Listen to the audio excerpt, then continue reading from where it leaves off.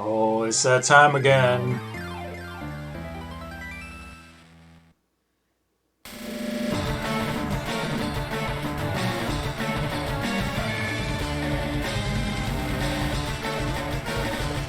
Ooh.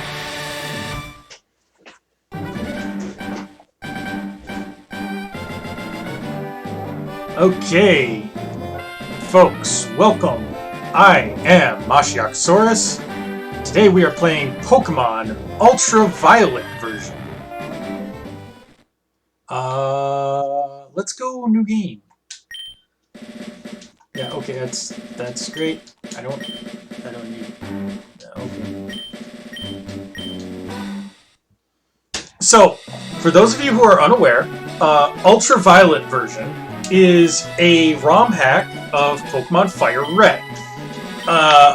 The vast majority of the content that you're going to see is exactly what you'd see in Fire Red. But there's one very significant change. Actually, there's two. Well, there's several changes, but like the most significant one is that all Pokemon from generations 1, 2, and 3 are obtainable in this game. And I mean all of them. Like, we can complete the Pokedex for Generation 3 with just this game. So what are you going to name yourself? I am going to name myself Mashi, because I am Mashiakosaurus. And that's what people call me, because they're jerks. I just call you Massey-kun. I love you. And this is our rival. And his name is, of course, Butts. That's for sure. Yep. I am very mature.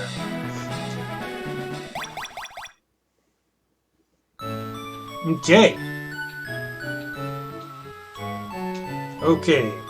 And I can already see that there is a problem with my input. Hold on 1 second, guys.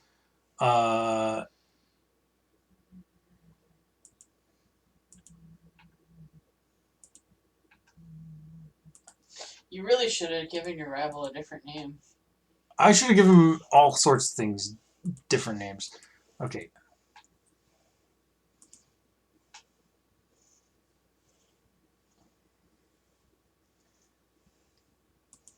I don't know why this is in there like that, but there. Because if you would have called him Birds, that would have been funnier. Because birds are... Yeah. Yeah. I thought And A and B... What's that? I'm just going to map them backwards. What do you hear, man? Because I'm an idiot. What are you doing, man? Okay. Do you want to go down? Okay. I will just scratch your butt. L... Whoa. R... Yeah, No, iPads. no, Don't worry, no. still pets. Start. Okay. Why is this not... Okay.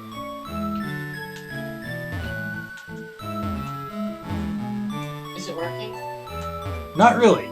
I think it might actually be the joypad, because I've had problems with this one in the past. So let me swap controllers, everybody. Let's see if we can figure this. I'm gonna have to restart the emulator to... Oh, you're gonna have to resave his name. Yeah, that's totally okay. gonna have to call him Bird. Bird? Bird. Because, yeah. But you should call him Bird. B-Y-R. Because it's beer. I'm silly. Okay. Let's try to motor through this as fast as possible.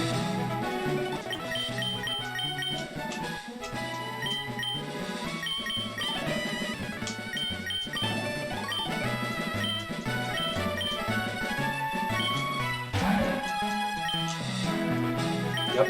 Come on.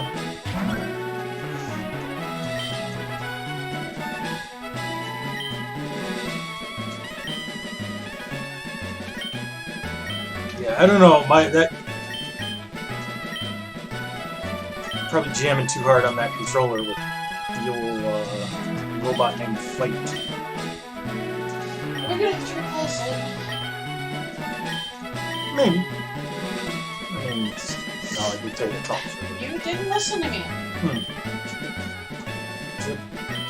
You knew. Oh, yeah. Sorry, I named him Butts. Yeah, because you didn't even listen to me. So you didn't hear any word I said. Okay.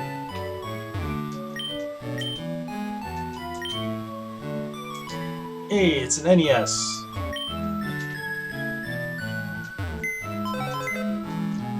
Item storage. There's always, when you first start, there's a potion in the PC. So, we're gonna get the heck out of here. It said so on TV. Okay, well, that's okay, I guess. Mom's kind of weird. This is Pallet Town.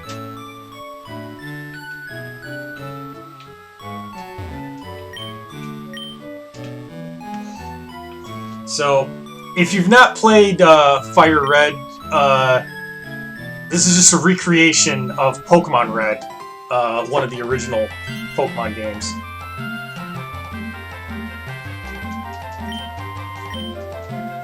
And as I said, the vast majority of the content in this game is going to be the same as in just vanilla Fire Red. Yep. Okay, so, yeah, There are 3 Pokemon here. So here's Pokemon Trainer. Okay, so... Yeah, shut up, Butts. So, we have our choice. Bulbasaur.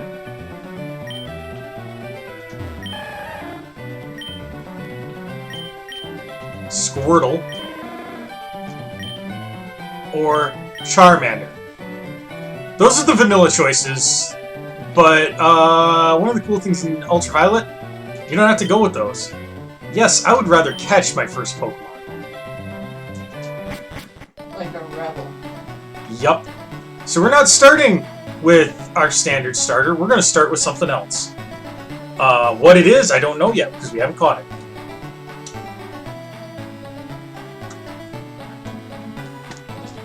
So this is pretty cool. If you catch your own starter, the game will treat it like you chose Bulbasaur, so your rival will choose Charmander.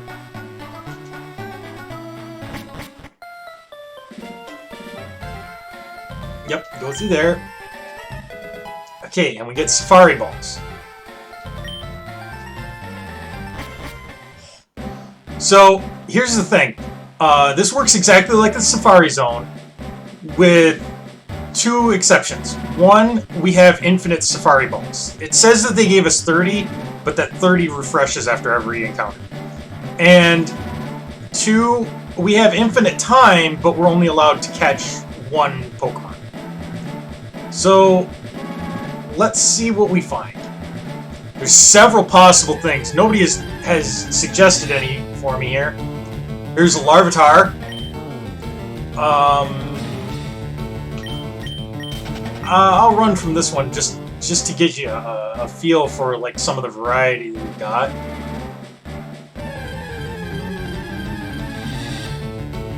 Here's a Pichu. This is the one Pokemon that I really don't want to start with because it's a baby and it has just abysmal stats compared to the others. Plus, we are 100% guaranteed to get a Pichu if we follow the game's path for us. Machop, that's fighting type, that's not bad. Certainly would be strong in the first gym.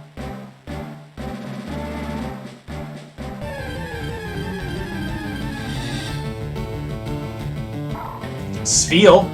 Spheal would be pretty cool. I would not complain about a Spheal. Water Ice type. and a good set of moves right off the bat. Downside is it doesn't learn a lot for a while.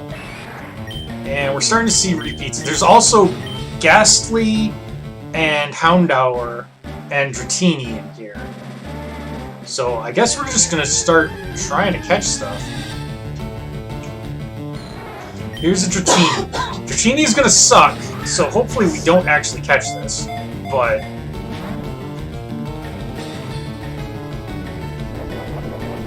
now, you can use bait. Bait makes it more likely to stay, but less likely to be caught. Or a rock, which makes it easier to catch, but less likely to stay. Honestly, I just spam Safari Balls.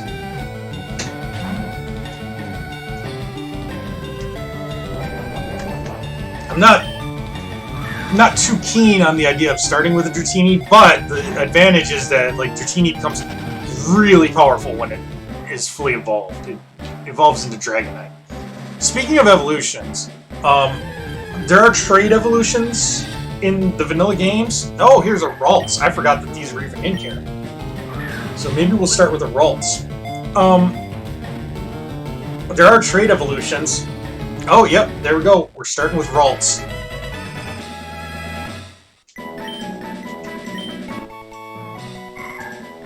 It is highly attuned to the emotions of people and Pokemon. It hides if it senses hostility. Give a nickname? Sure.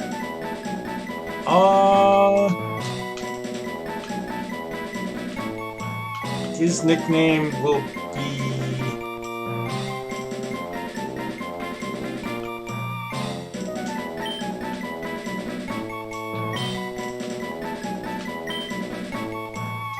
Pete. For no particular reason. So, that's going to be our starter. Now, the bad news is that this means that our rival is basically going to win automatically in this fight. As you will see.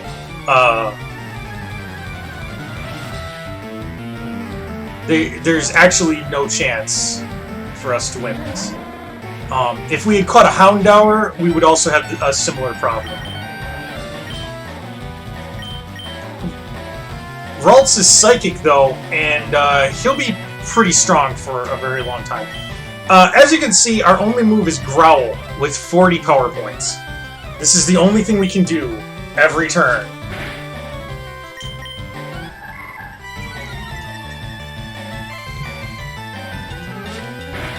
He's definitely going to kill us before we run out of points and have to use Struggle. That's okay, though. Unfortunately, we can't actually, like, make this go faster. This is a foregone conclusion. If we started with Houndour, Houndour is a Fire type who only starts... Well, Fire Dark type. Who only starts with, Ember, which is a Fire type move. Charmander resists it. Yep. Okay. Well, enjoy it while you can, buddy.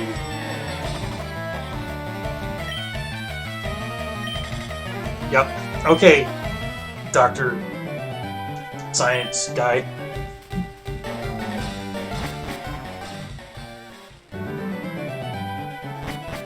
Okay, so, unfortunately, we still only have a Pokemon who only knows Growl. I don't think she'll give us the town map yet. So, all we can really do is run from battles.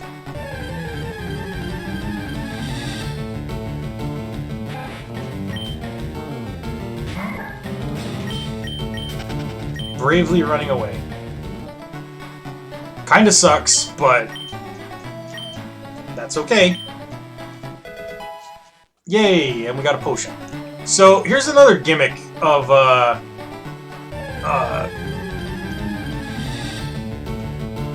Ultraviolet. You'll notice this is a shiny, which is super rare. Unfortunately, we don't have any Pokeballs, we can't catch it. The spot that I'm standing in is actually something called a Shinyizer spot, and that guarantees when you touch it, the next encounter you have is 100% going to be a shiny unless it's something that, you know, can't be shiny. There are a few shiny locked Pokemon. We'll find a couple of those throughout our run. I'm going to try to catch shinies where I can. Sometimes it's just not going to be possible, but... Yay, we made it to Viridian City.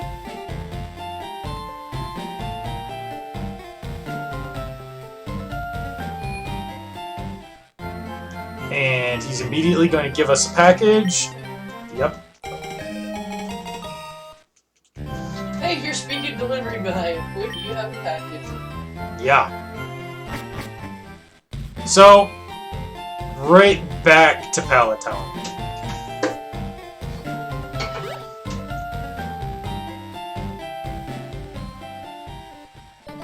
Thrilling, I know.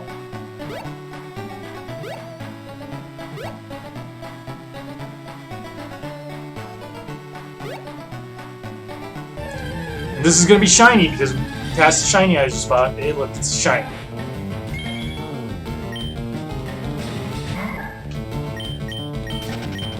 But we still can't fight them, so...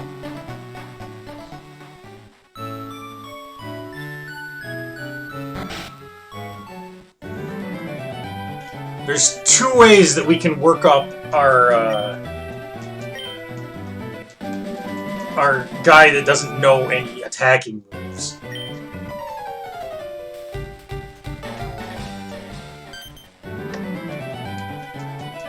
One of them is to just waste all of our growl points and use struggle. That's gonna suck. The other is to swap out for a Pokemon that can fight. Which is also to suck. Yes. The good news is that, like, we only have to go to, like, level 6 or 7. And then, Pete will learn Confusion, which is a decent Psychic attacking move.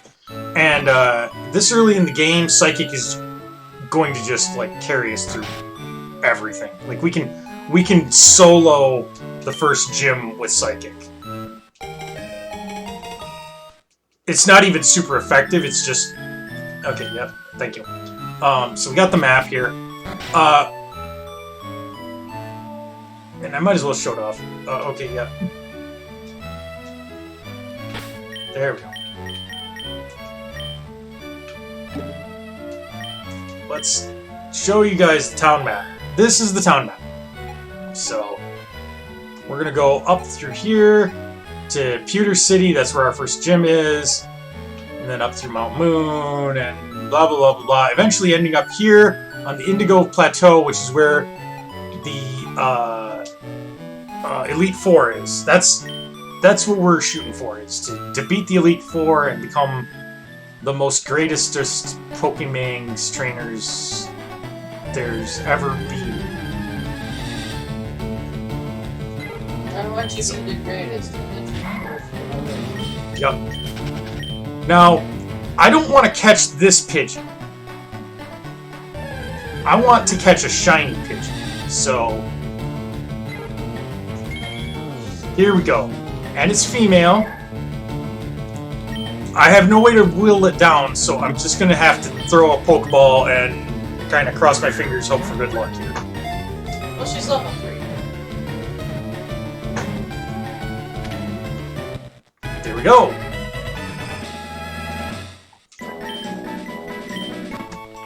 Pidgey does not like to fight. It hides in tall grass and so on, foraging for food such as small bugs. Okay, so Pidgey's terrible. Her name should be Gold. I can do Goldie. I once described Pidgey as being like the most vanilla-ish vanilla that you've ever tasted. Like, it's not even that it's bad, because if it was bad, then we would have something worth talking about. But it's not even bad. It's so completely middle of the road. It does evolve twice. Okay, here we go with Rattata. And yep, we're gonna capture this one too. We could try to whittle it down, but at level 3 we can pretty much just chuck balls and hope for the best, and they'll usually work out. And just as I say that, I pops out of one.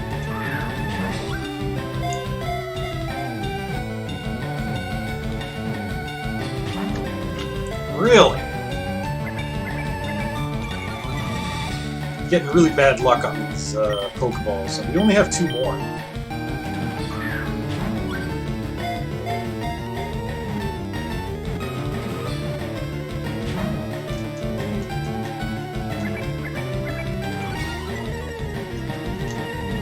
Okay. If this doesn't work, then I don't know. It's our last ball. There we go! Oh, thank God. Okay. So, Rat Boy. No. Its fangs are long and very sharp. They grow continuously, so it gnaws on hard things to whittle them down. You know what you got. Ratatouille? I was gonna say Rat Trap. Rat Trap? I can do Rat Trap. So, Rattata. It is... I mean, these are all low-level trash. Like, none of these Pokemon are quote-unquote good. But, Rattata has some decent attributes that we can take advantage of. It's fast, and it hits really hard, as you can see.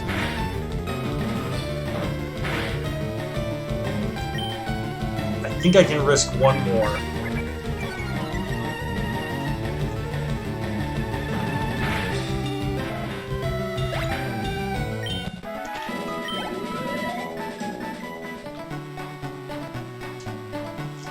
Now, we're gonna have to get a couple of levels under these guys' belts, and then we'll do the swap-out approach to level up Pete.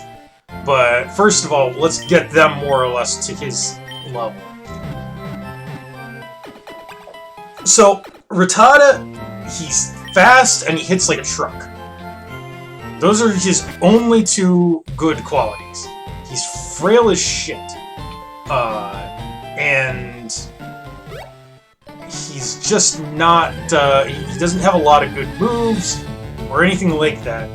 But when you need him to, he will be able to deal pretty reliable damage to the enemy, especially early on. He's going to be useless in the first gym, but most stuff is.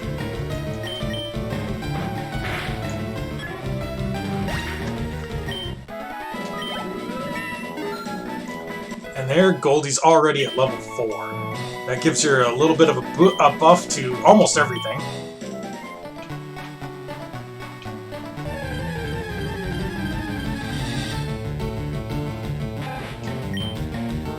And that will help us to grind these out a little easier, because we'll be able to take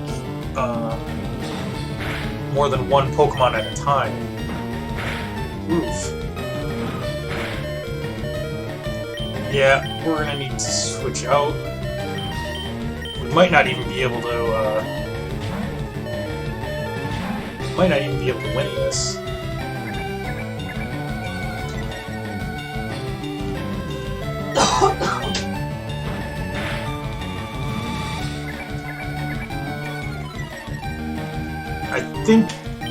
I think we're okay. Yeah, because we're outspeeding.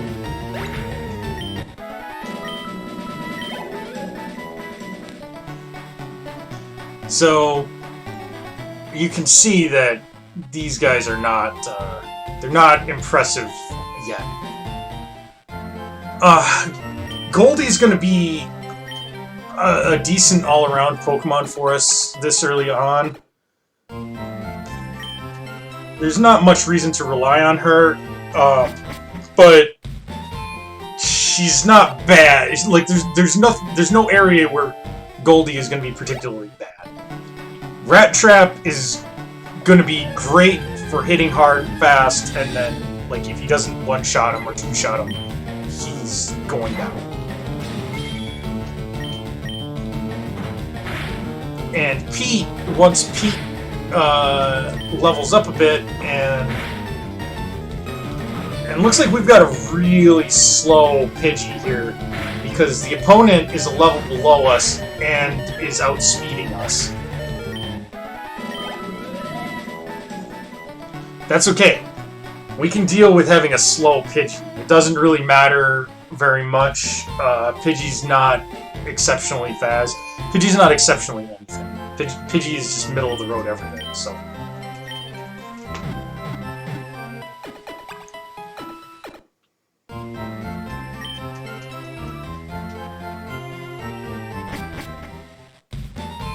But I want to get a couple levels under these guys, and then we can start swapping Pete in.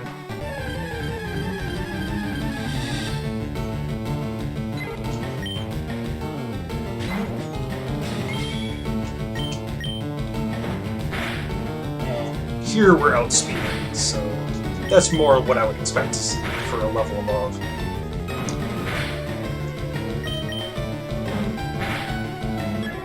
Of course, each individual Pokemon is different, even if they're the same species. Okay, and there we learned Sand Attack. Now, let's swap in Rat Trap.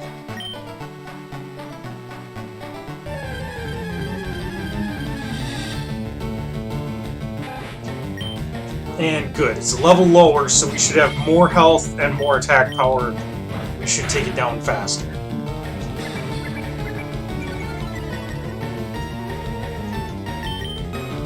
And right away you can see that Rat Trap, even though that's a really weak enemy, you can see that Rat Trap is doing quite a bit more than what Goldie was doing in terms of damage.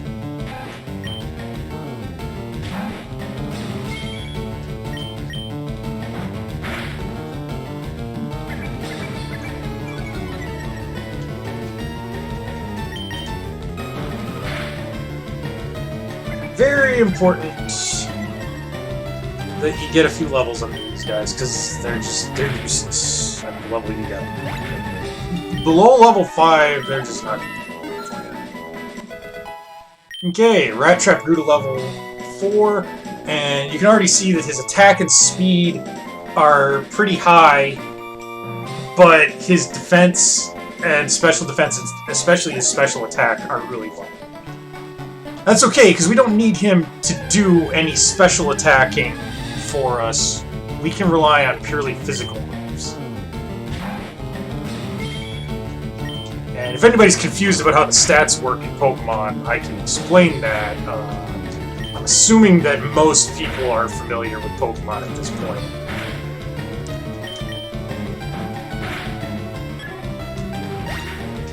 But yeah, I felt like, you know, take a break from my usual fare, do a little Pokemon Ultraviolet. I've tried to do this, like, once before, but the run ended up not going very far before, like, people lost interest, and that's okay. I mean, it is an RPG. It takes a bit of time, and there's more grinding than usual in Pokemon because you got multiple characters who all need to level up. Grinding isn't necessarily the most exciting thing to stream, but it's cool. We're just going to get these guys up to level 5 or so, and then, like I said, we'll do some swap out leveling.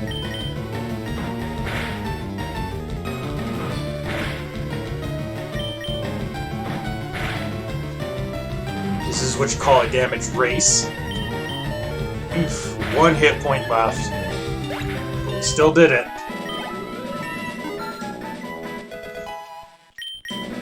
Okay, so now our attack is 12. I'm actually gonna pull up our stats screen. just so that you can see here. So this is Rat Trap. His ability is Run Away. That's not great, but I mean, I don't think there's a good ability for Rattata in Gen 3. Run Away is pretty standard. High speed, high attack, crap everything else. By comparison, this here is Pete. He has an impish nature. I do not actually know what the natures do. I mean, I know they give you a buff in one stat and a debuff in another stat, but I don't know what each one specifically is. He's got pretty okay to low stats across the board. That's alright. We can deal with that. His ability is synchronized, which means that if he gets paralyzed or poisoned or anything, he also passes that on to the person that inflicted it. So that's cool. You like sharing. Yes. And Goldie here, careful nature. She's got stats that are about on par with Pete, to be perfectly honest. She's a little faster, and that's about it. Her ability is Keen Eye, prevents loss of accuracy. That's actually kind of useful, but most birds have that. And then she's got Tackle and Stab Attack. So, in original Red and Blue, Pokemon did not have abilities. That was actually introduced in Gen 2. So that changes the game quite a bit. Abilities were like a big thing. And also, hold items were introduced in Gen 2, and that was also a big thing. By the way, storing items in your PC was an artifact of Gen 1, because in Gen 1, the game just didn't have enough storage capacity to like constantly keep your inventory in mind. So it okay, I forgot to swap my guy, but that's okay.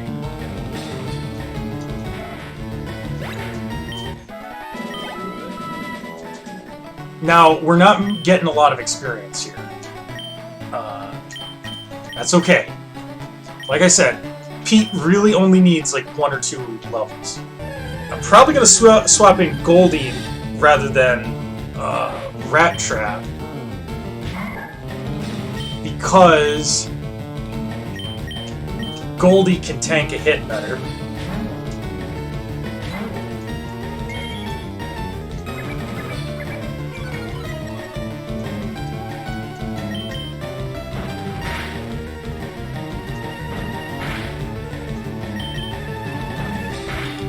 This is going to be a slow process. And Tackle is not 100% accuracy in this generation. That's another thing that was changed since Gen 3. Tackle is only like 80% accuracy and only like a power of 35 rather than 50. So, if you're familiar with newer generations, you will probably notice that things are doing much less damage with Tackle. Also, Gen 3 has this quirk that also Gen 1 and 2 share, where abilities or moves are either physical or special depending on the move's type, not depending on the individual move. For instance, Ice Punch is Ice type, and Ice is a special type, which means that Ice Punch is a special move, even though in 4th Gen and later, Ice Punch would be a physical move. That becomes a big deal for some Pokemon. It really screws with things. Because some Pokemon, like, the Ice Punch is a good example, actually, because, like, Hitmonchan's, one of his big things is that he gets, like, a bunch of different elemental punches, but they all key off of his special attribute, rather than his physical attribute. And his special is garbage. But his physical attack is really high. In later gens, they fixed that and made it so that individual moves could be either physical or special.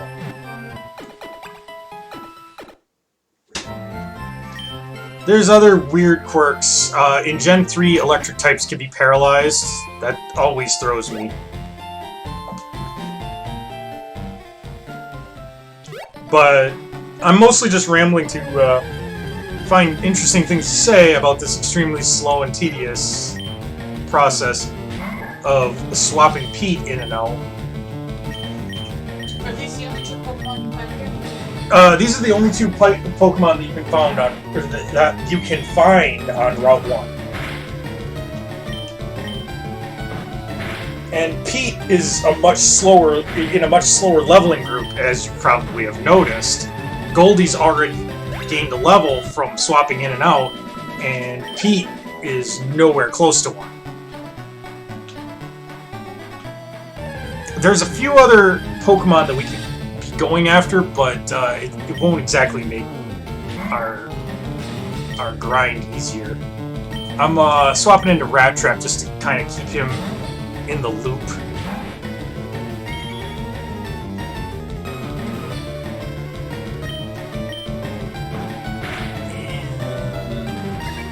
Yep.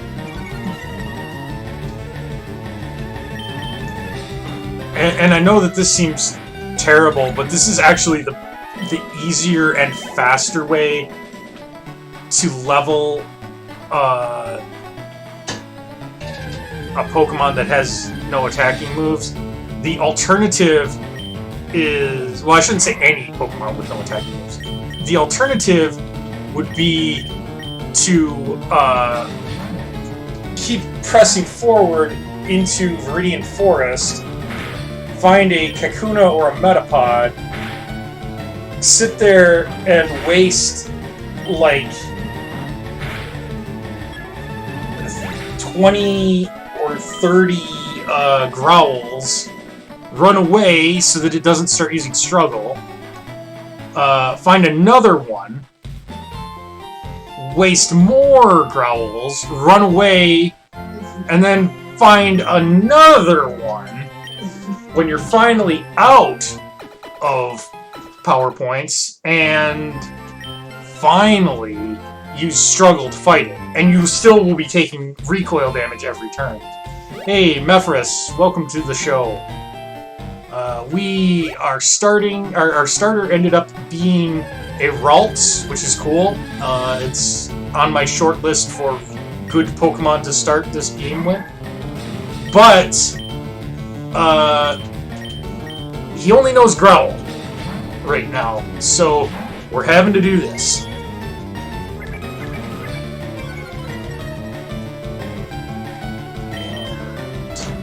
And it's gonna take a bit. How did you change your tactics? Oh crap! I might have. Hold on one second, folks. Let me. While we don't have a lot of people on yet, let me go ahead and edit.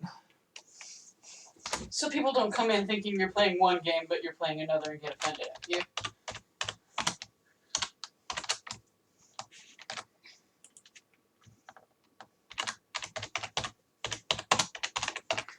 Yep.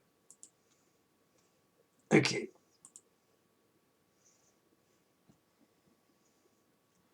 So we are doing. We should be on Pokemon Fire Red. So sorry about that. So.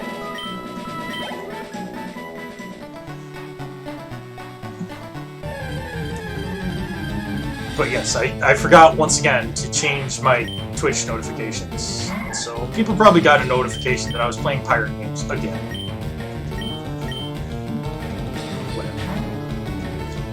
Whatever, says I. We'll be trying to get as many shinies, as I mentioned before, as many shinies as we can, using shinizer spots. But I'm not going to necessarily go out of my way to get them if, like, it's going to be a big pain in the butt, which some of them will.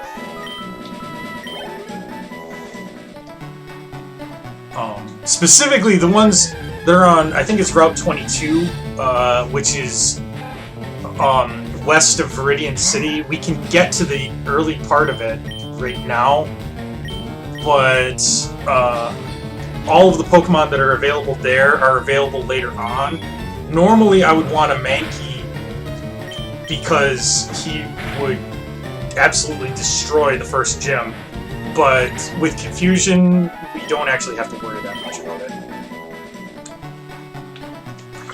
Once we learn Confusion. So, back to the grind.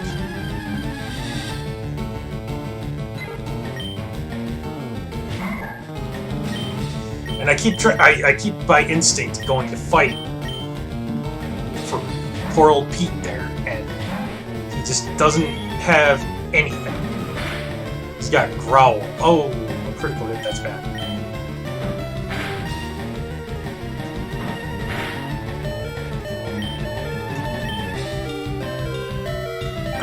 We outspeed and we did more than half.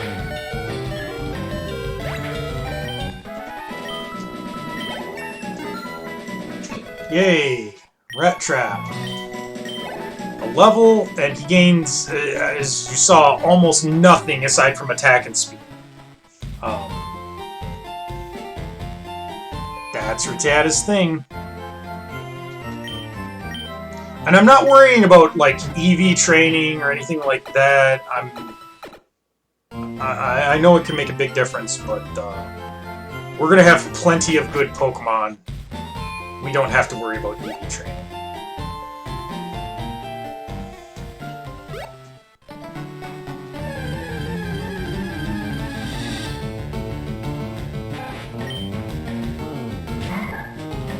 Okay, we're almost there. Let's go back to Goldie for a bit. Keep our experience kind of levelish.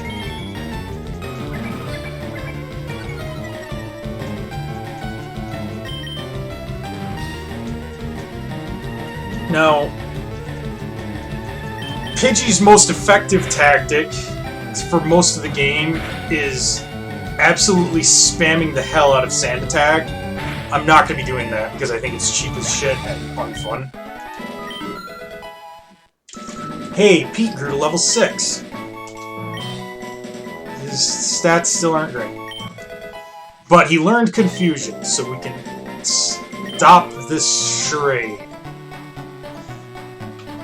I do want to show you, though, what Pete is like now that he can actually attack.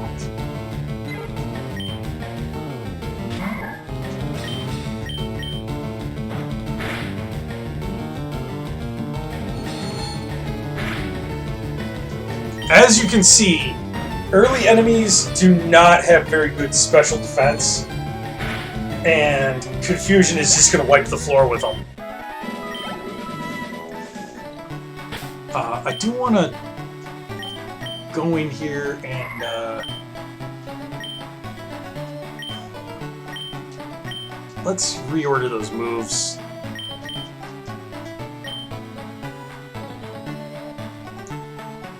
So,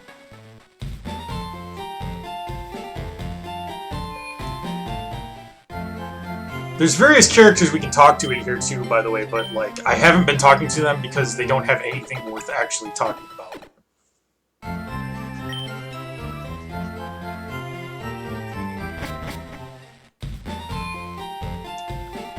Let's head over to the Pokemart.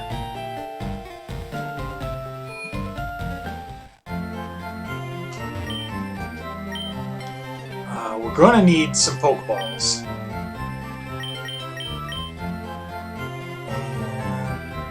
And you know what? Let's just go for broken 10.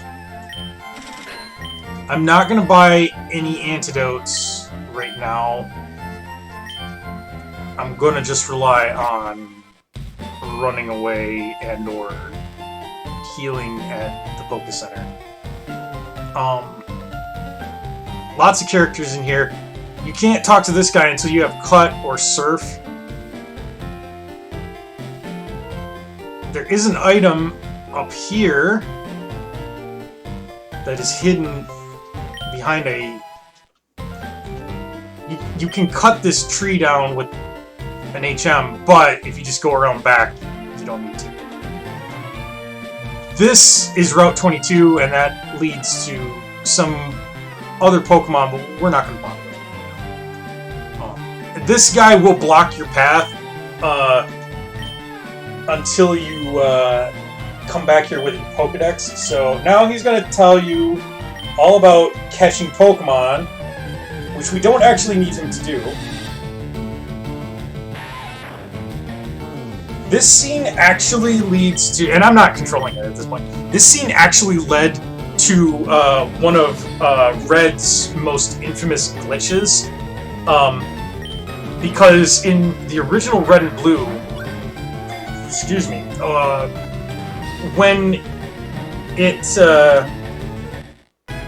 when it goes to this scene, it had to store your name somewhere because it temporarily changes your name to Old Man for the, yeah, okay, great, the Teachy TV. So, in Red, it would temporarily change your name to Old Man in order to do that. And then, I'm trying something tricky here, so bear with me for a second. I don't know if this will work, but I'm going to attempt it. Okay. So, save to state.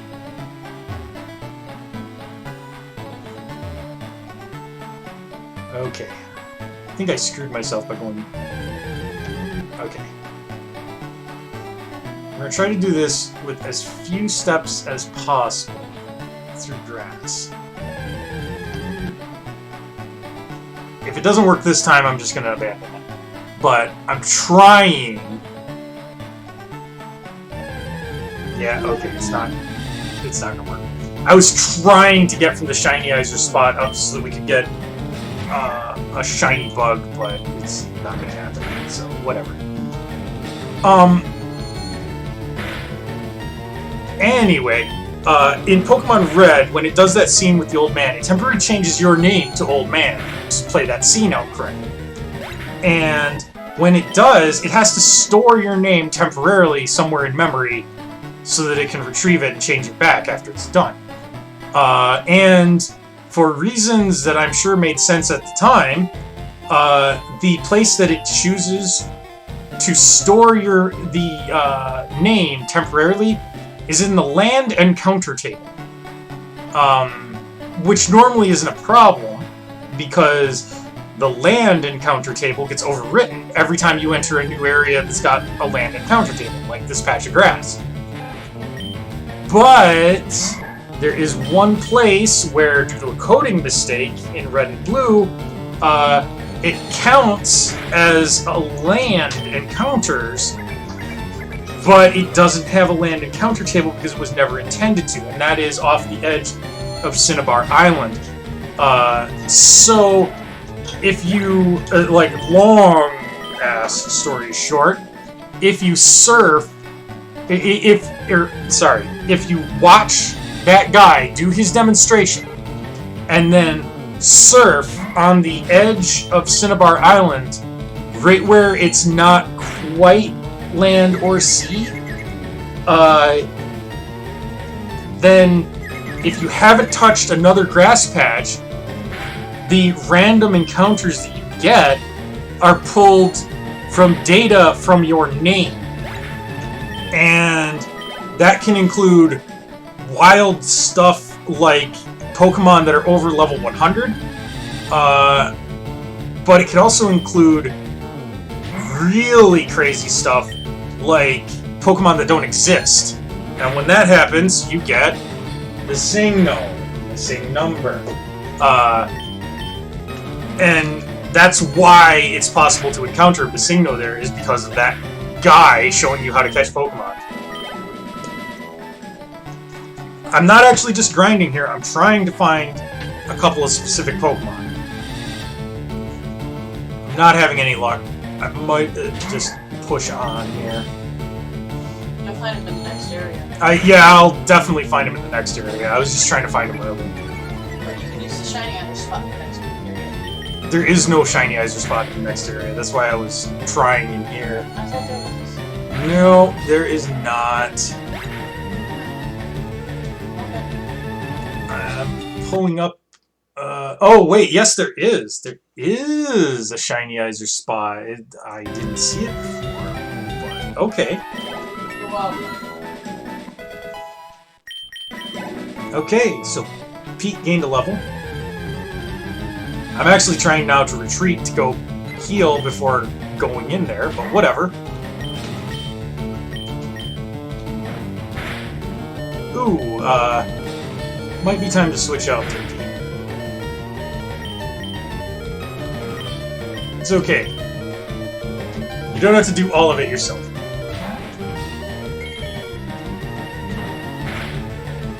Poor Rat Trap.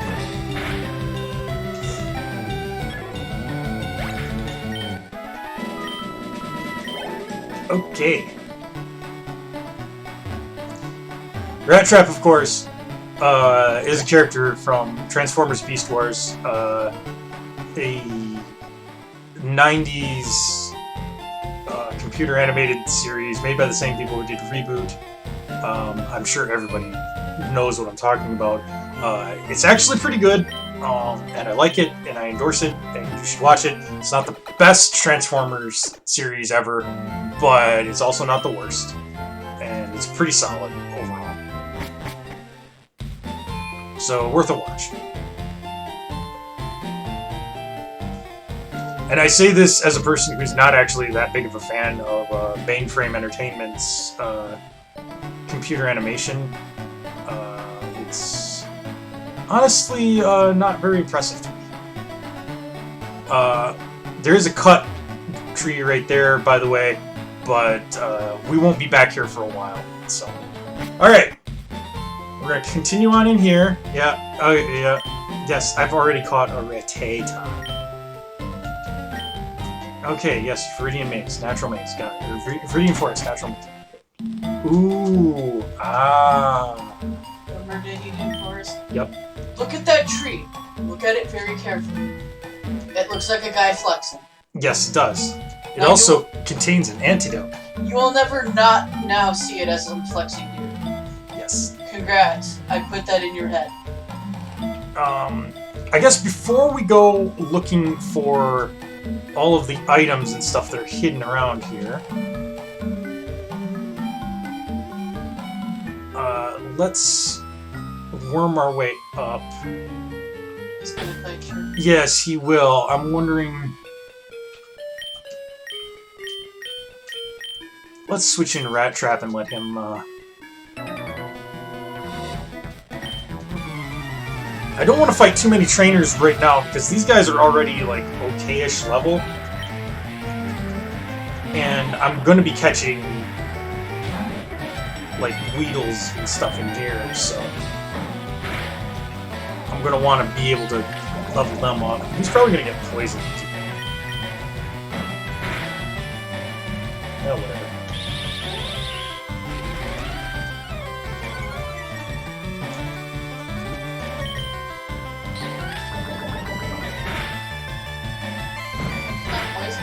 No. Cool.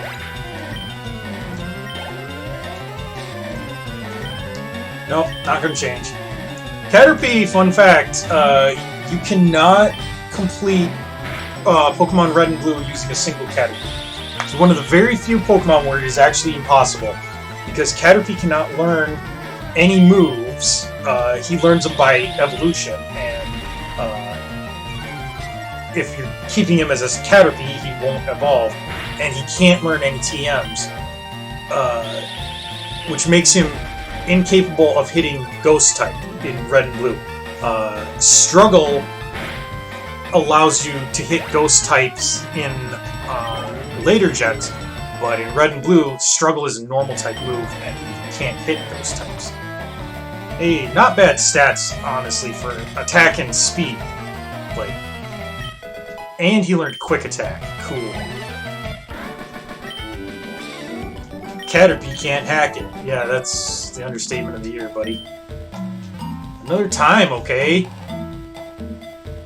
Alright, so I just want to be careful here. The Shinizer spot in this forest is right here where I'm standing. So, let's catch something shiny.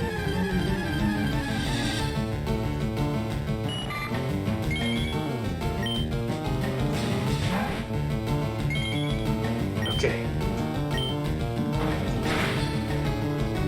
And that's about as much damage as I can risk putting on it.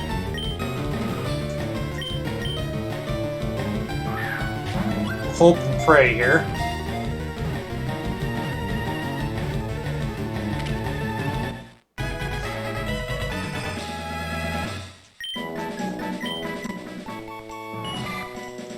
It is covered with a green skin. When it grows, it sheds the skin, covers itself with silk, and becomes a cocoon.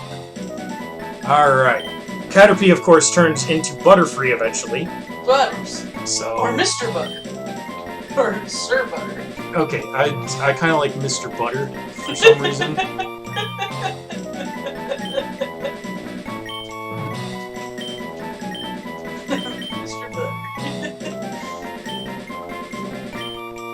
Mr. Butter. Mr. Butter. And I guess he's a little weak. I don't want to put him in... Oh, gotta hit that Shinizer spot again. I don't want to put him in the lead yet. Touch the spot. Go looking for something else. The bugs evolve very quickly, so that's good. Shiny Weedle. Okay. Don't kill it, Rat Trap.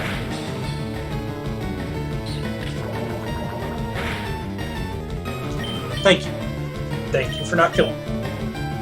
We should let our chat please. Female. If we catch her. Oh, we'll catch her. Or I'll know the reason why.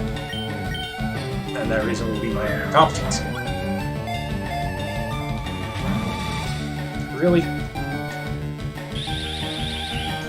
I can't hit you again, I'll kill you. I think even the Caterpie that I just caught will kill it at that point of health.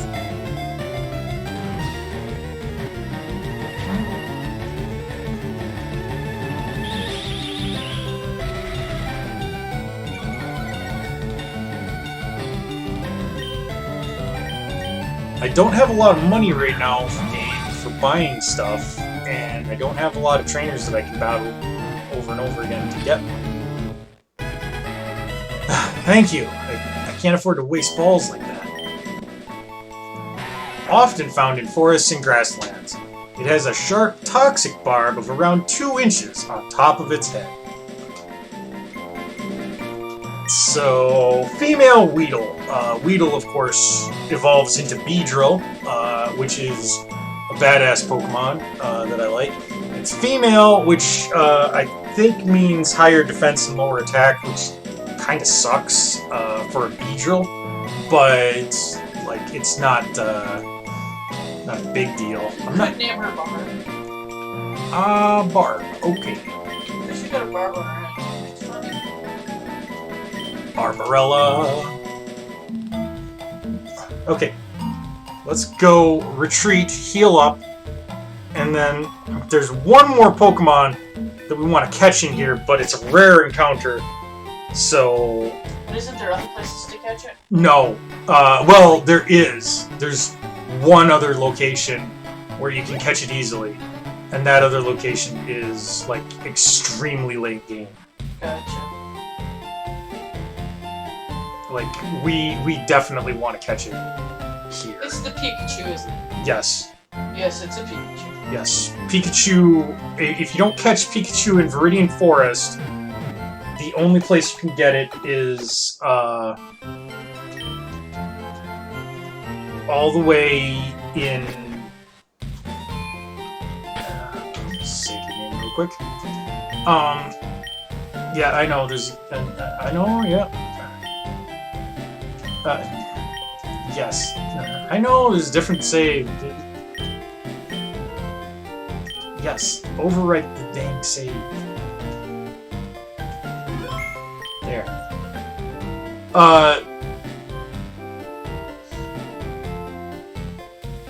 Yeah, if you don't catch Pikachu in Viridian Forest, which is a rare encounter, then your next chance to get one in the wild is all the way at the electrical plant, which is like optional and near the very end of the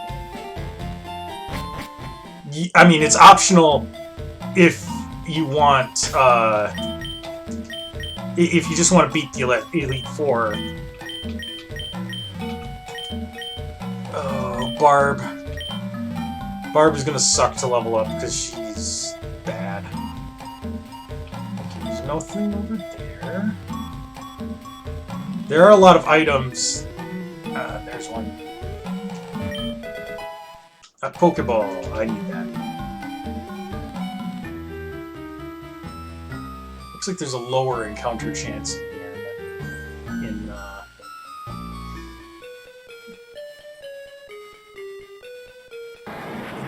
Overworld.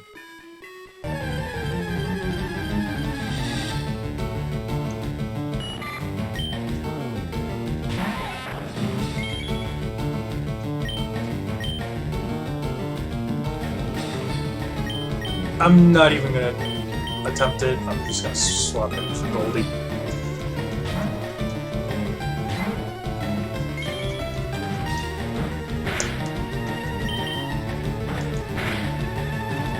Poison Sting is a base 10 move poison type, which in Gen 1, poison type was super effective against bugs, but in Gen 3 it is not.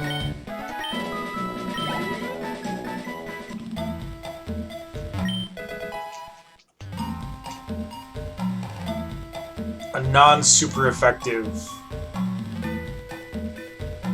base 10 move is not gonna. It's not gonna cut it. Okay, we can actually cut that guy off the screen. Antidote.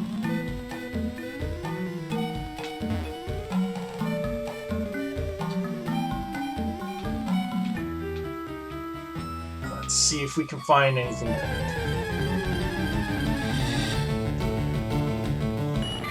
Okay.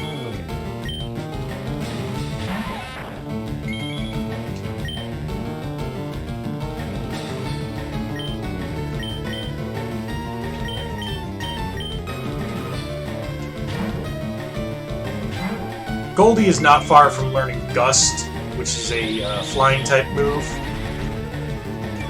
Normal type in Gen 1 for some reason. And flying type is super effective against bugs, so once she learns that, she'll be able to one-shot like everything in there, basically.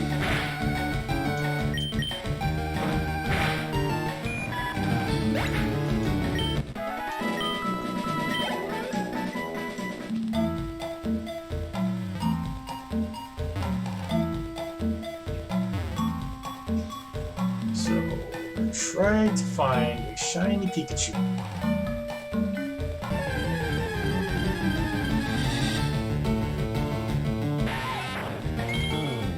Oof.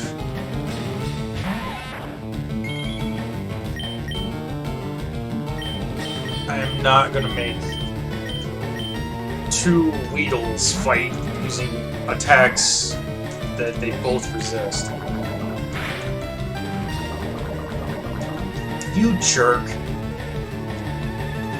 Oh, and I can't poison him because he's poison type. Well, whatever. It didn't quite kill him.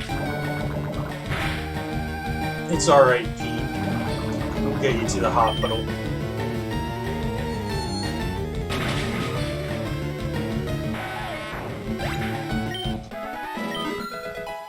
Yay, Barb grew to level 4. Her stats are terrible.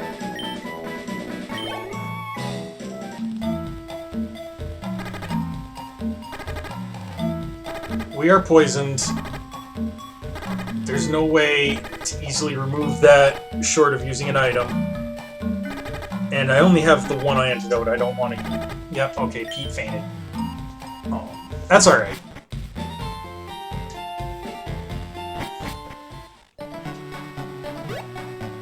We'll heal him up.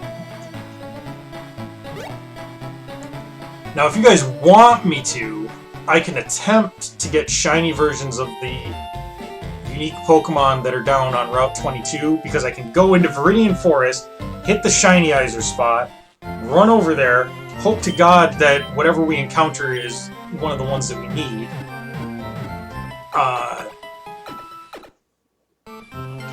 Catch it, and then run back. I'm inclined not to, though, because everything that's over there we can catch in other places where there's a Shinizer spot, like, right there.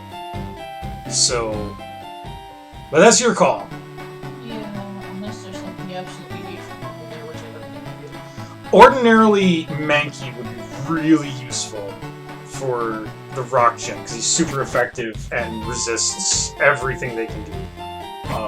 Well, not everything, but he resists a lot of it. But with Confusion, like, Confusion bypasses physical defense, which is really all Brock's Pokemon have, and it's going to be reasonably powerful against them because they have a low special defense to begin with.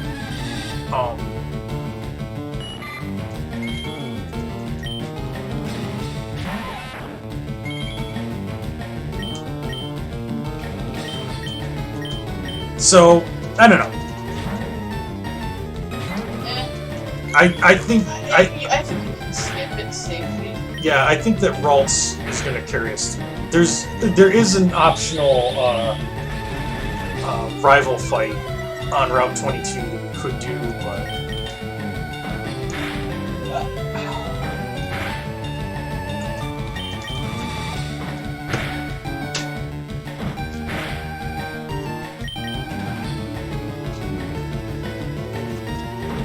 Smashing into these golden Weedles. A lot of the Gen 1 and 2 shinies look weird because of how they did shiny palettes. Like, they weren't actually intended. And so, like, they just use an alternate color palette, and... Everything ends up looking green. Yeah, everything ends up looking like a gross green color. Or purple, which is awesome. Case in point, here is a shiny Kakuna, and it's green. So, this is basically free experience for Barb. Unfortunately, it's basically going to be one hit point at a time.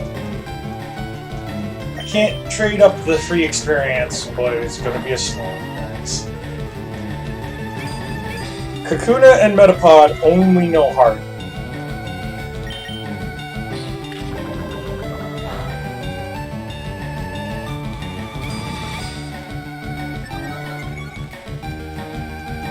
So we're just going to keep shooting it with Poison Sting. It has 0% chance to poison because Kakuna is also a poison type.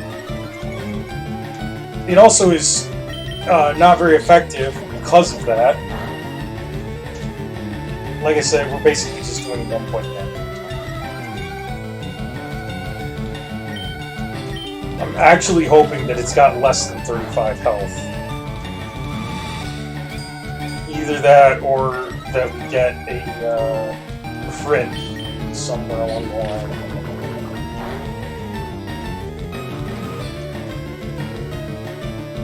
The good news is that he can only harden himself so far, but... Yeah, I know. And since he looks a little bit like a dick. Yeah. Okay, he's definitely got less than 35 health. He's already below half.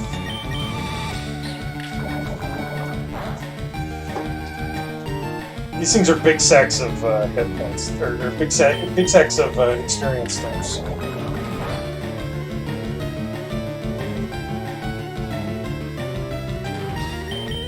Probably could use it so she can become a little book too. Yep. She's got to hit level 7 before she evolves. But, you know, level 7 is not that far.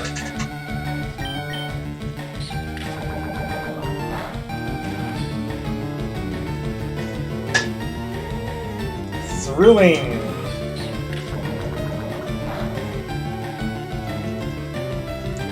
Kakuna has crazy high defense too. Like, it's like high defense, high hit points, low everything else. There.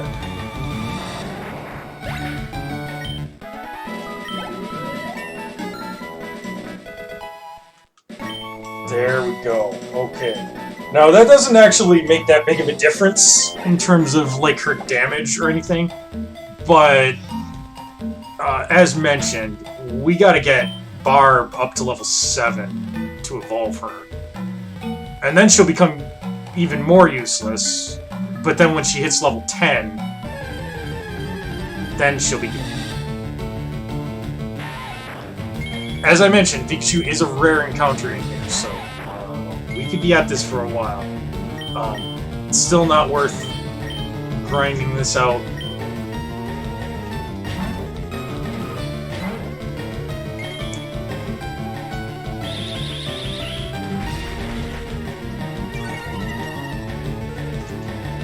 Speed fell. The AI loves to use String Shot. It's one of the very few bug-type attacks in the original game. In fact, the original game, I think, only had 2 bug-type moves in general. No, it had 3 bug-type moves. It had String Shot, which all it does is lower speed. Leech Life, which was like base power 10. And Twin Needle, which was base power 25 but hits twice. And Bug was intended to be one of the types that countered Psychic. And that was like every bug move in the game. It was not encouraging. I'm just trying to get Goldie up to another level. I want her to learn Gust. I think she learns Gust soon. I'm really not trying to grind so much here as get a Pidgey, or Pikachu, but as long as we're forced to grind to get it, like, I might as well get levels for the ones that need levels. And if Goldie can learn Gust, that'll make this whole process easier. Pete's Psychic Confusion is super effective against Weedle, but not against Caterpie. It's still gonna do pretty good damage against Caterpie, but...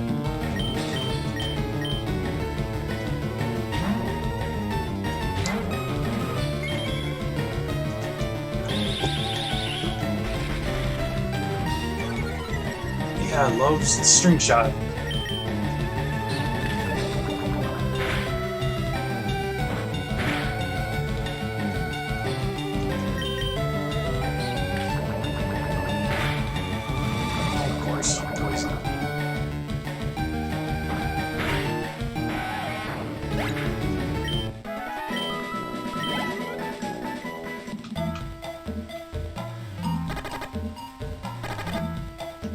So let's march our happy butts out.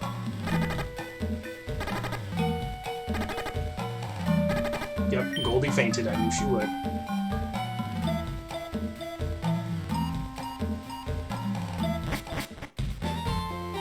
Now again, I do have an antidote, but I don't really have the money to buy a bunch of them, so I don't want to waste them when I've got a Poke Center right here. I mean, it takes a while to get here, but it's a relatively safe route to it.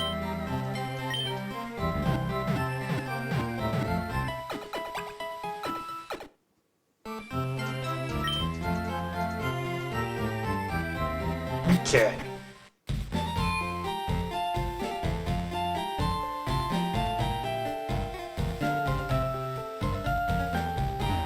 Get out of my way, old man.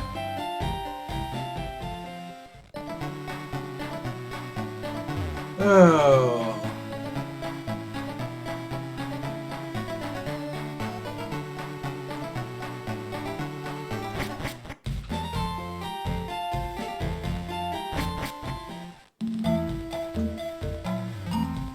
And back to it. Gotta get up there. Gotta find this shiny Pikachu.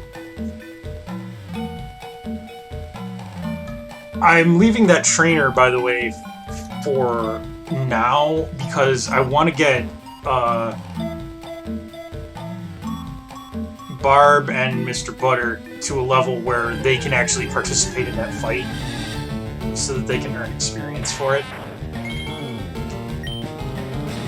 I don't want to just have to swap them out immediately like I'm having to do here.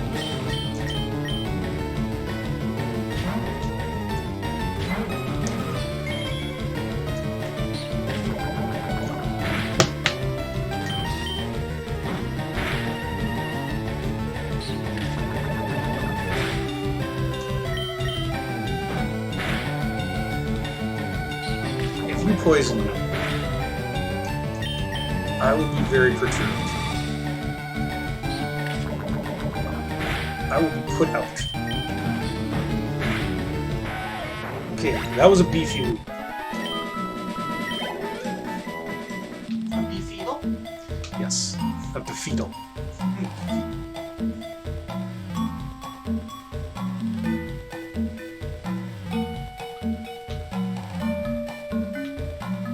Come on. Pikachu? No.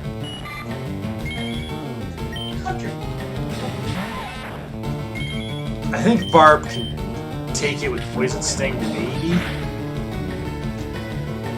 Just because the AI is stupid and will use String Shot a lot, which, like, not a great long-term strategy.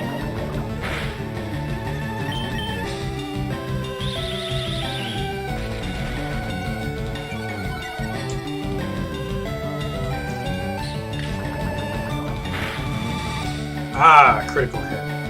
That's good.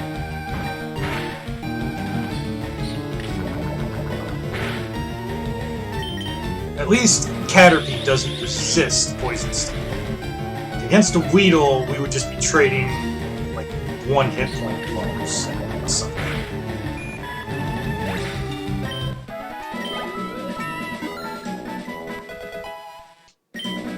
Okay.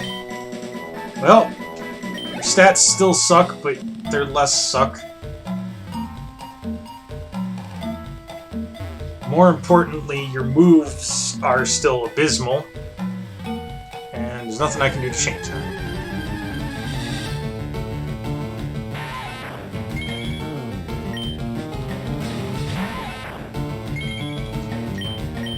No, don't fight. Just let it be.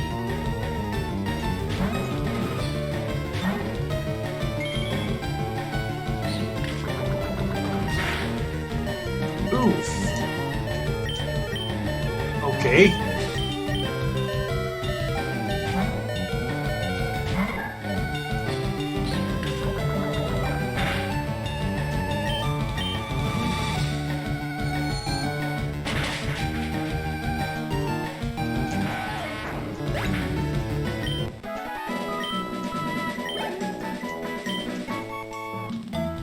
Okay, we better run back and heal. Goldie's pretty hurt. For those who are confused, because I just took a poison attack with a Ralts, and it was not super effective, Ralts did not pick up Fairy typing until Fairy typing was invented in Gen 6. In this generation, Ralts is just straight Psychic, no Fairy. Which is a shame. Fairy is a pretty decent typing.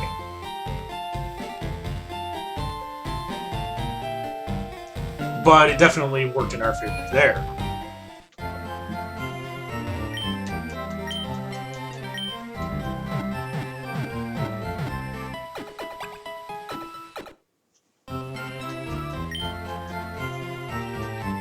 A bit frustrating how long it's taking us to run into a Pikachu, but there's only a 5% encounter rate, so this is not exactly unexpected.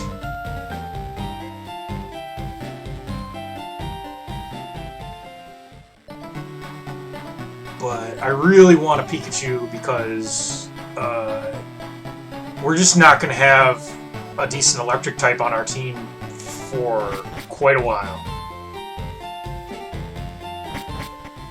And if we don't get Pikachu here.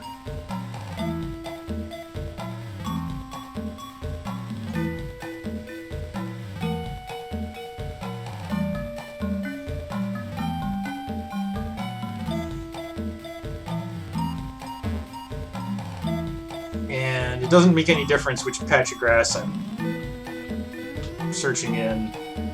I know in some of the more modern games, different patches of grass have different encounter tables, but here it does not. Okay, Barb.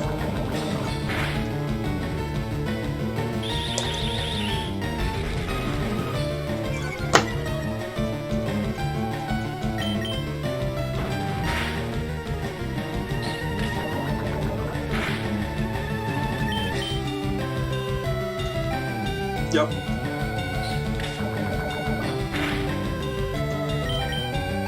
Just keep on trading string shots.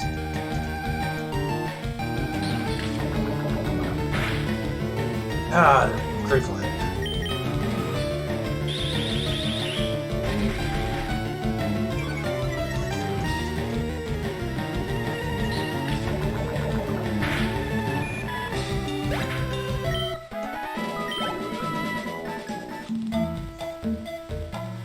Now, as mentioned, if you don't get a Pikachu in here, you basically can't until very late game. So, like, I can't even just leave this forest and go grind somewhere else for it.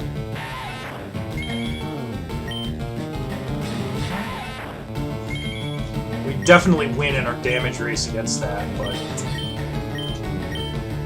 I'm still holding out hope for Goldie to get Gust. She's almost lonely.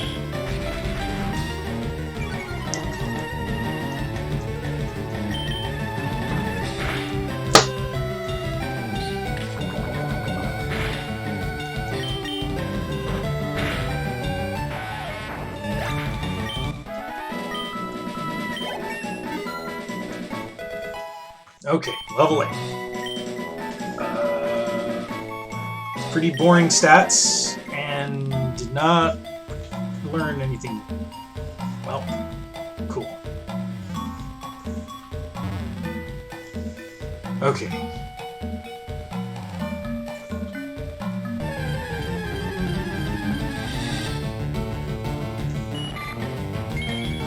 Caterpie.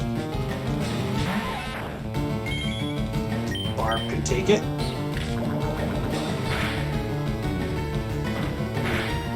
Now, we might at some point poison Caterpie, but poisoning Caterpie is not a really reliable strategy, because the ability that Caterpie has, I can't remember if it's Shield Dust or Shed Skin, but it doesn't matter because they do literally the same thing. Makes it so that they randomly just shake off conditions. So...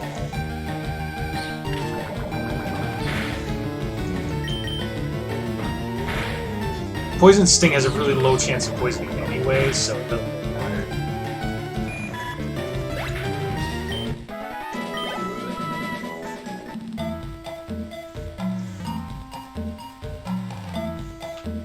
I really just want that Pikachu. If you could just give me Pikachu, I would be happy.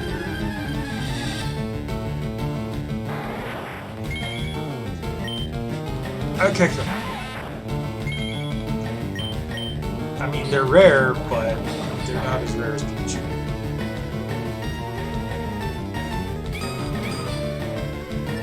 So that was a critical hit from Poison Sting, by the way. But we're very likely to have Barb evolve after this, so that's good at least.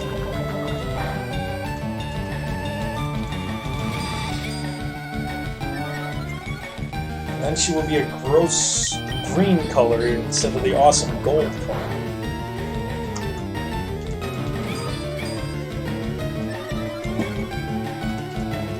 I really wish that Beedrill's shiny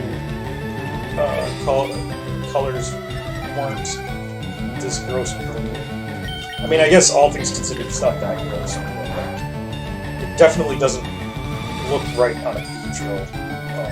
I would rather it have like maybe gold with like red stripes or red with black stripes. Something cool like that. But it is what it is. As I mentioned before, Generation 1 didn't have shinies. So they just had its palette shifted a set number of spaces in memory, and sometimes with the Gen 1 palettes, it didn't end up actually indicating a valid palette, or it ended up indicating one that wasn't very good looking on that particular Pokemon.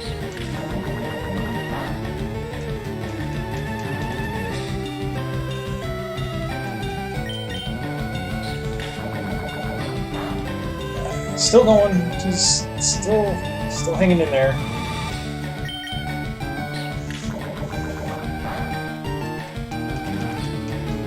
Yep, pardon. Come on. Come on! Be a pal. Just faint.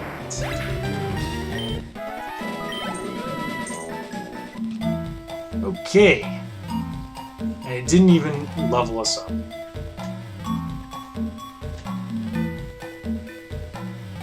Got us close. Within spitting distance.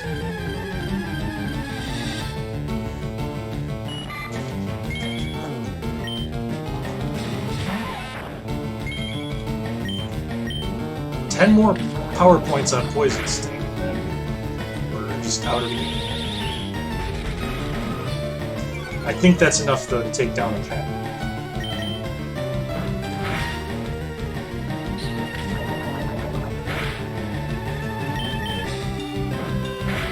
Especially if we get a lucky crit and or a poison.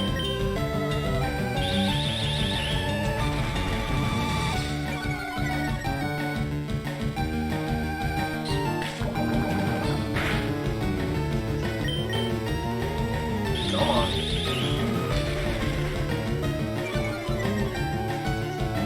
Just give Barb the level game.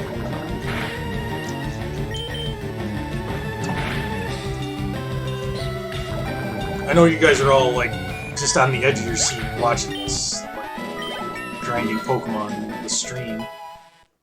Actually, there's probably a lot of people who would be into that shit, so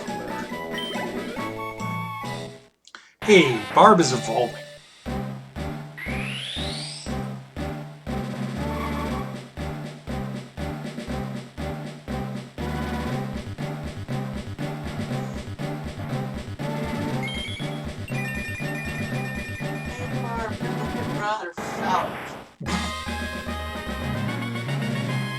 My Barb evolved into a Kakuna.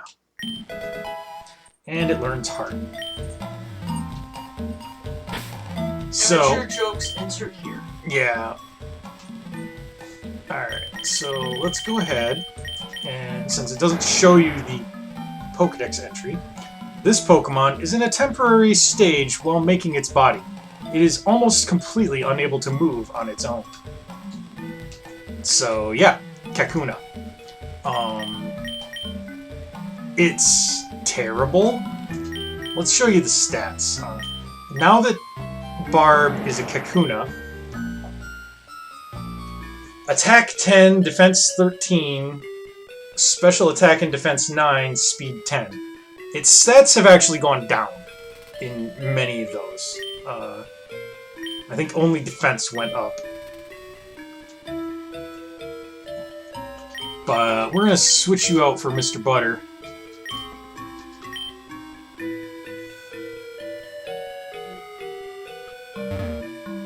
And hopefully abruptly encounter a Pikachu. Or we could just get a level 5 Weedle.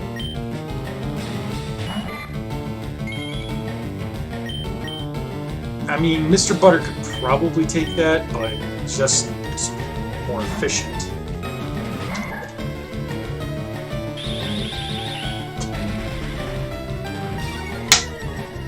Yep, beat speed fell.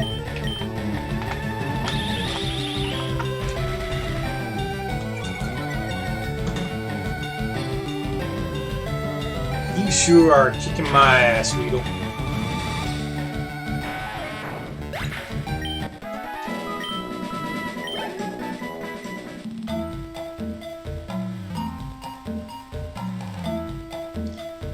So yeah, one of the great advantages of starting with a Psychic type is that the poison stuff early on and throughout the game. Gen 1 was crazy about poison. Almost every grass type is poison.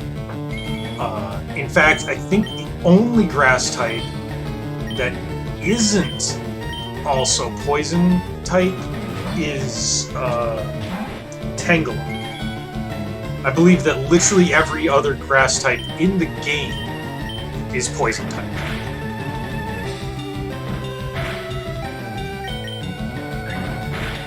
I mean, since then, that's changed dramatically.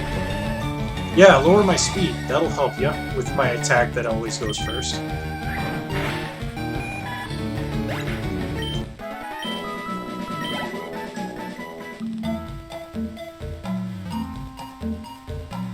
It's a long and lonely grind trying to find a Pikachu in Viridian Forest.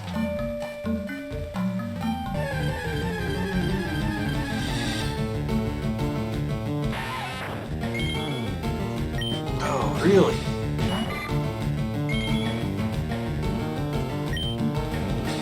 Alright. I think if I just do tackle, I can win damages.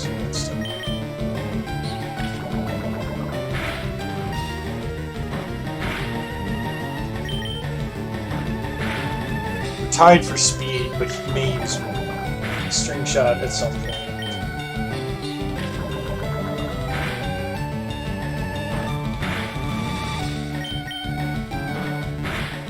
We're just going blow for blow here. Yeah, okay, good.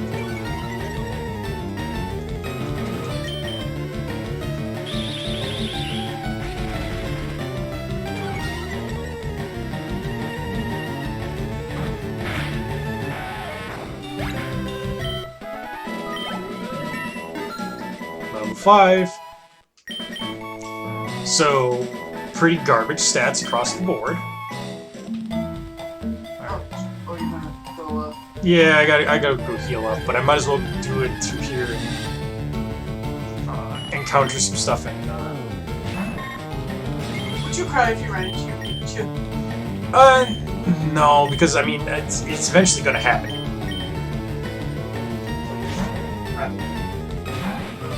And it's not like there's only one Pikachu.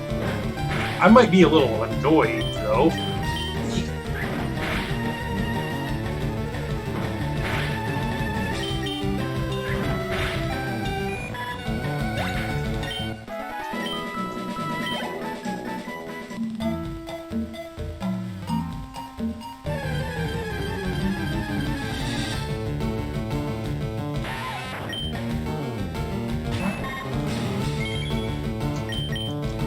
it just makes more sense to go for confusion.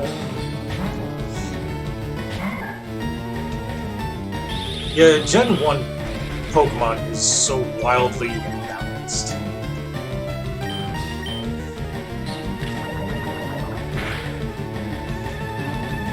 I have been watching a bunch of J-Rose 11 and Madrybret videos, by the way. Both of those are YouTubers who do solo Pokemon challenges a lot. Which are a lot of fun to watch. Yeah, I shouldn't say that. I shouldn't say they just do solo. No, they do that's what we challenge. watch them for. Yeah. Those solo challenges. Yeah, but they're pretty cool. Some interesting shit happens. I was really impressed when J-Rose did Pokemon Emerald with just a Ditto. Like the entire run, he was just like having to come up with weirder and weirder strategies to get around the limitations of using a Ditto. And he may have actually discovered a bug that was previously undocumented. I don't know if it is actually or not, but he seemed to think it was, or at least he wasn't. He couldn't find any information about it.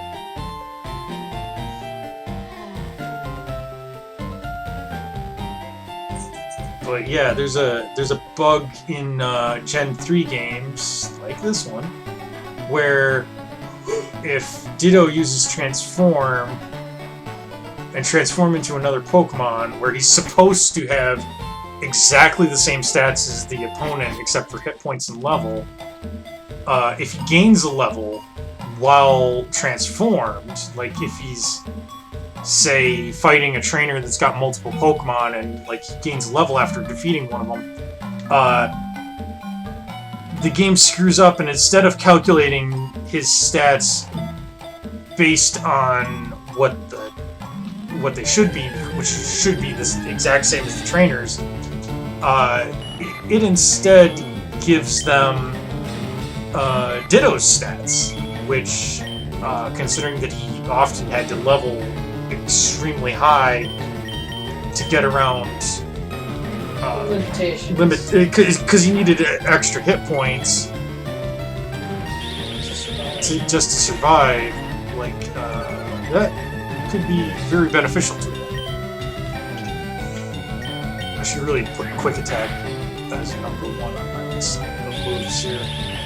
There's actually no reason to use Tackle once you've got Quick Attack. They do basically the same thing.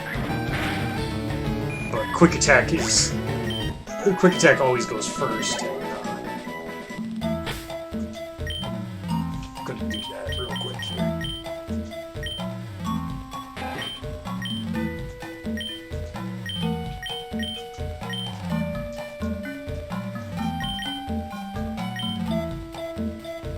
I love that.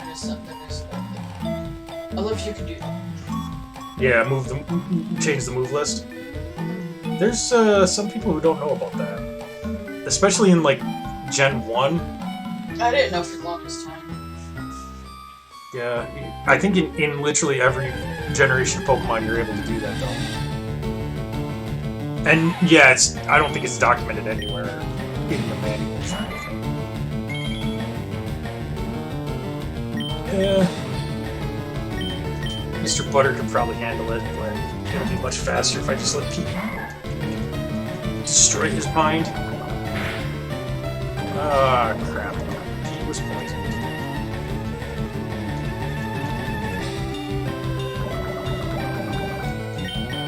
Milk is mine.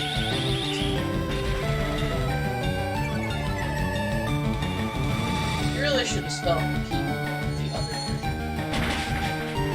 This. Like, Pete Bog? Yeah. Pete Bogs? I mean, there is a name raider I can always go to. It's not necessary.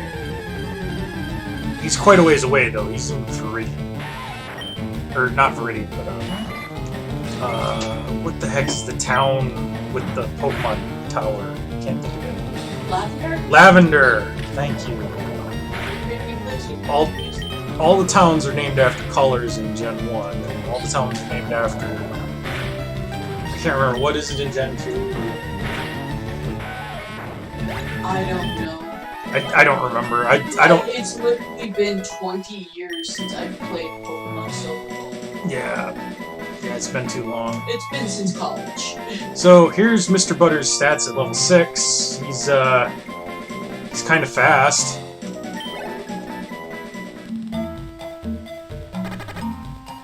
His defense isn't terrible.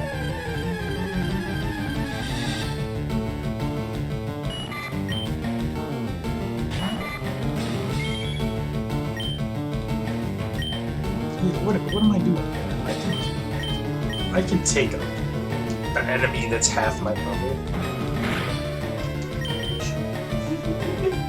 I mean, maybe not if I have this kind of luck.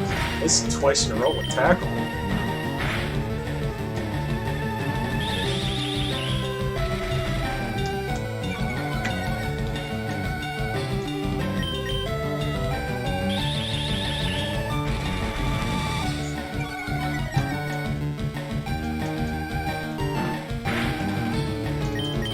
Speaking of luck, like, what kind of hellish luck have we been having with this RNG for the random encounters? Like, still haven't seen a single Pikachu.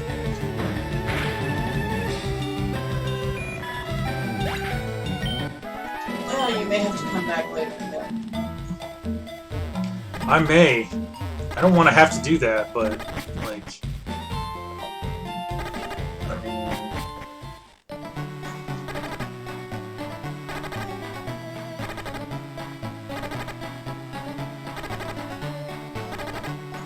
Poor Pete. Died on the way out. At least you're not doing the Nuzlocke. There would be no point to doing a Nuzlocke in Ultraviolet. I mean, like, the entire point of playing Ultraviolet is that you can get all of Gens 1 through 3 in a single game, in a single run-through. Like... I'm just saying. Yeah. Kinda wish that I had the run and shoes at this point.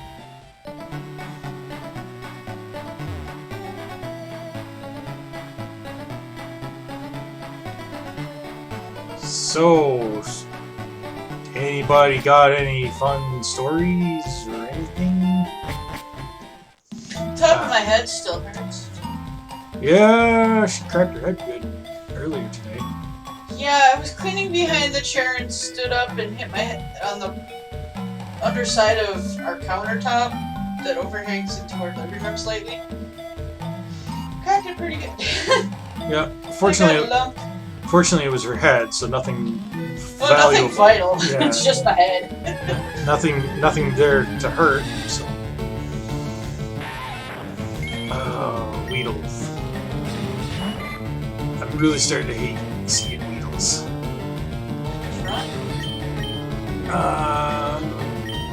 Oh yeah, Mephris scared a lady with her dog. I was actually on the phone with her. Mephris and I know each other in real life and talk all the time. And she actually was on the phone with me when it happened. And all I hear all of a sudden was just some lady screaming bloody murder. Yeah, it was because her a big friendly dog was chasing her. Yeah. Like, I do the same around dogs. I am not a dog person. Dogs actually scare me quite a bit. I am getting better knowing most dogs aren't going to, like, tear into my leg like they did when I was a kid.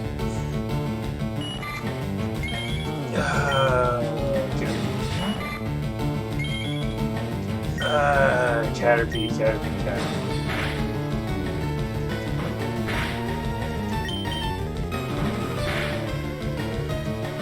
Mr. Butter just needs one more level, guys. And then he will become a Metapod. Don't critical hit me. I'm supposed to critical hit you. Just imagine those little stubby legs that Caterpie has just flailing as they like slap each other silly. I would pay to see that. You're like watching bunnies fight. Just But on like the off chance the that cute this makes kind of the cute kind of bunny fighting, not the Watership Down version. No. just on the off chance that the pasture grass makes any difference. I didn't think it would work. Yeah, but this was only 1%. Hey, I mean, like, you know, at least we were moving in a different direction this time. Like, that was something, right? Well, I mean, you know, for a very short period, we were moving in a different direction. Is it just me, or does Pete look like he's showing us his butt crack?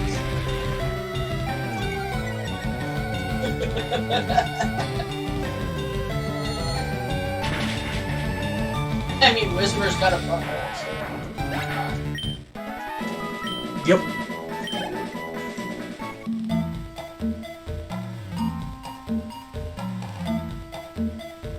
Okay. But it really does not matter which grass patch search. It's just super rare, and the RNG is hating it tonight. I may actually have to come back here. I'm gonna die from that. Mr. Butterdust doesn't have enough health left. Rat Trap, eat this fool.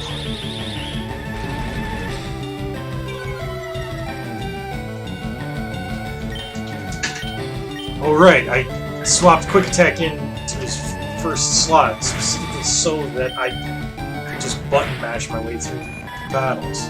There we go, there we go. Yep, I forgot like a dumbass.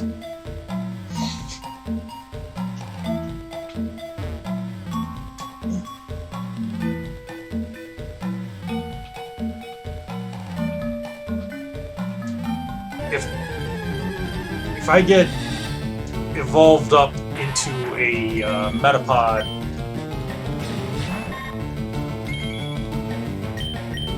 before finding my shiny Pikachu, then just moving on. We'll come back here or something later if we have to. Yeah, probably on speed. It will also help if I beat the trainer that's over here, which I'm just holding off to get like more experience under. Butters. Yeah, like I just want Butters to be a little bit tougher before I fight him. He honestly, I could take him easily right now, but Oh, you can take everybody here easily. yeah, it's nobody here is a particularly dangerous trainer. But I want to be able to actually like have the bugs able to solo. I think he's gonna level up after this. It would be nice for the bugs to be able to solo a fight. Oof. That's bad.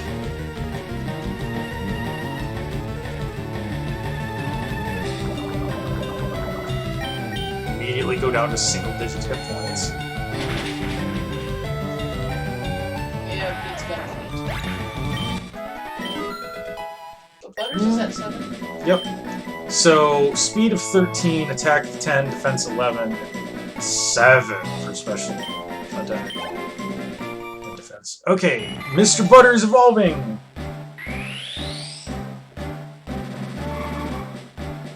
And let's see what goofy color shiny Metapod is. Green. Oh wait, no, it's actually green. It's just yellow again. It's actually, like, that's kind of a cool pinkish orange. I like that.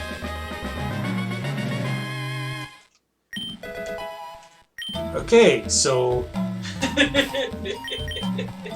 let's go ahead and take a look at his entry.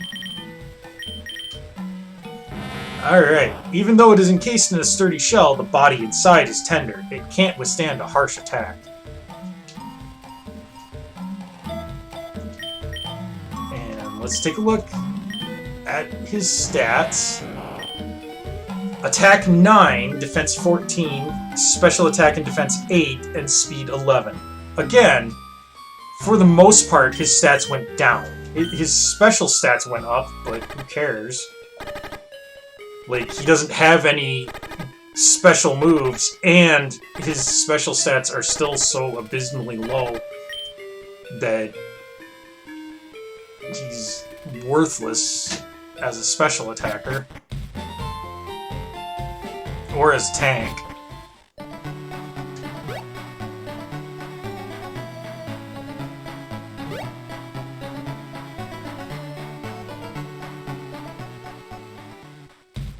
So, go down here.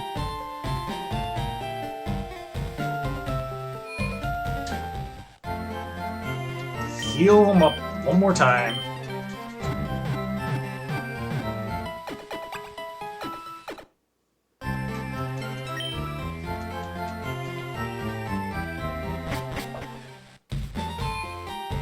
Okay.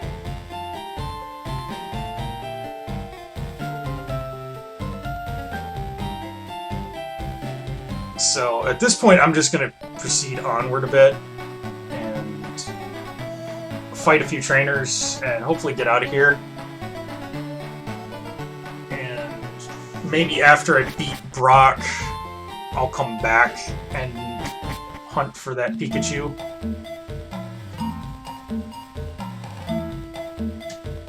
Because I've already spent like an hour on this ridiculousness.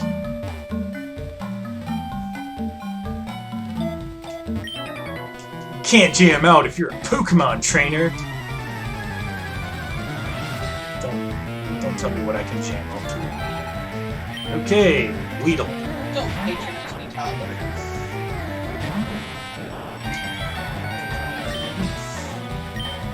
No, actually a level 7 Weedle is a little bit tough for a level 7 Metapod. That's actually a tough fight, because he's got really high defense, but his attack is garbage. And of course, first hit, poison again.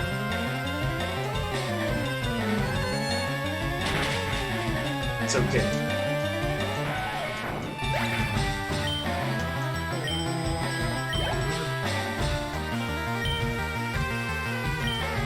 Weedle? Alright, fine.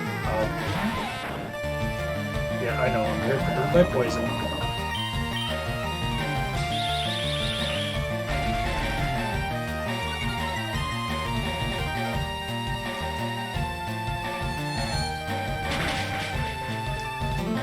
Two down.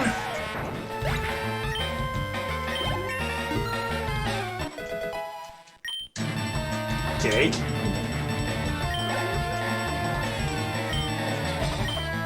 Okay, a Kakuna. You know what, Barb? I'll let you have this one. Just because you're cool. And you totally look like a dick from the back. No offense, Barb. So, if you catch these wild, they only know heart. But if you raise them up, they retain their old moves.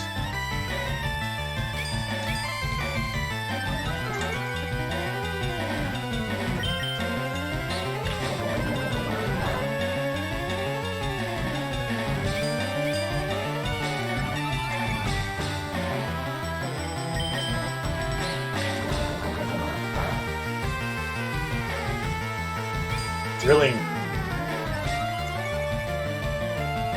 Come on.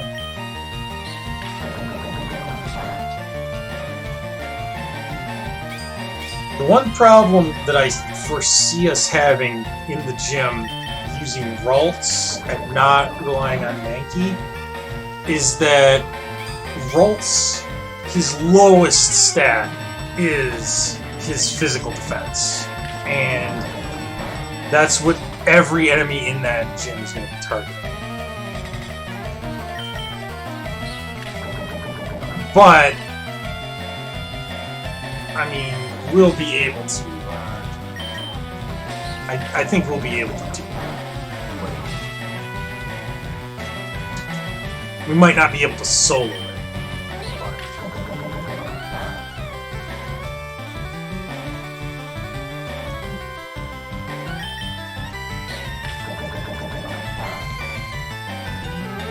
Come on. It also helps that we're not weak to rock. Everything else that you can have before that gym is either weak to rock or has only physical attacking moves, or both. Come on.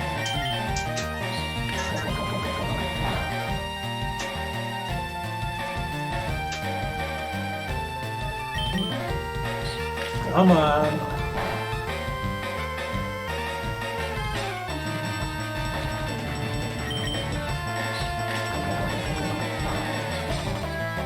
Kakuna versus Kakuna.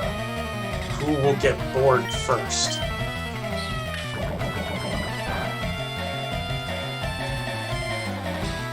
Like, really, you'd think, like, you know, at this point, just be able to take the bug catcher aside and be like, look, dude, like, he's literally incapable of attacking.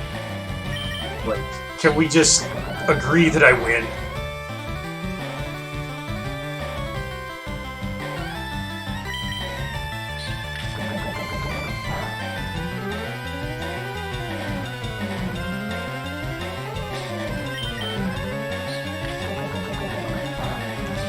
Ugh, there.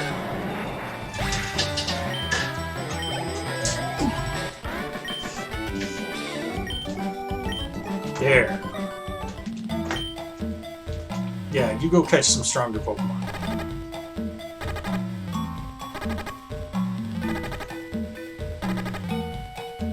Poor Pete's gonna faint again.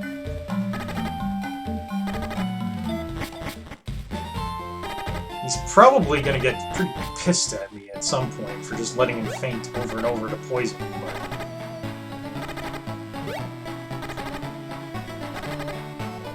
what can I say, Pete? It's cheaper than curing you.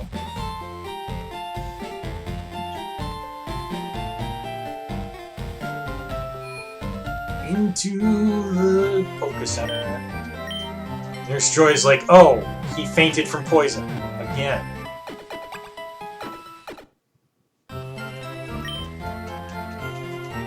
If you think this grind is terrible, like, imagine trying to shiny hunt Mankey from the Viridian Forest Shinyizer spot, because that's a nightmare.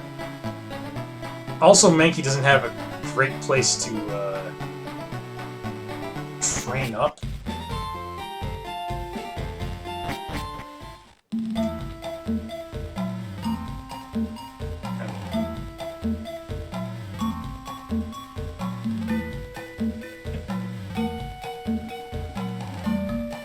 Alright. I'm still gonna hit this on my way through. Who knows, maybe we'll get lucky.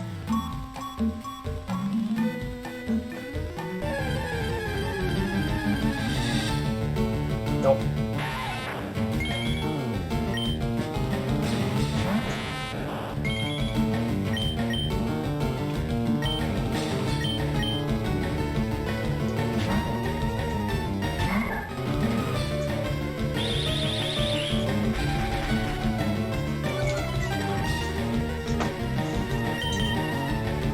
Don't have great hit points here for Rald series. Only got 22. Some of our other Pokemon are lower level and have more hit points than us. But that's it.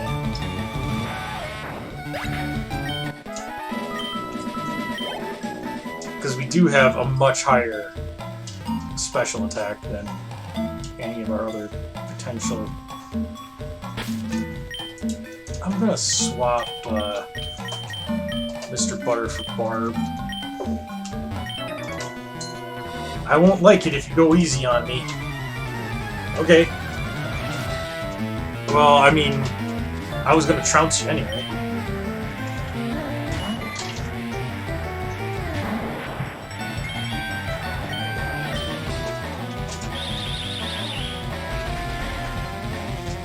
No, not my precious speed.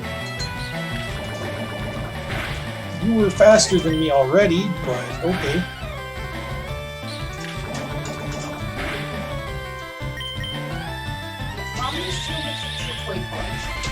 Yep, keep lowering my speed there. That's working out swell for you.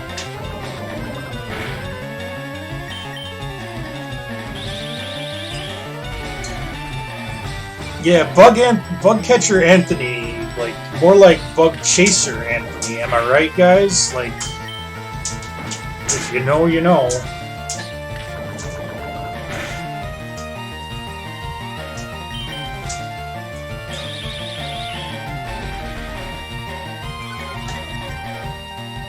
Poor Barb. Her speed fell again.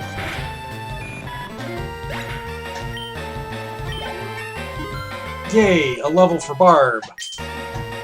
Which gives her hit points, attack, special attack, and speed, but nothing in defense or special defense, which is the two things that I would actually want.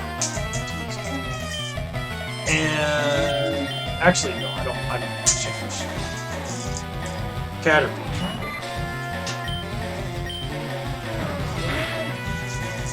Critical hit. Nice stuff. You're just right there, huh, babe?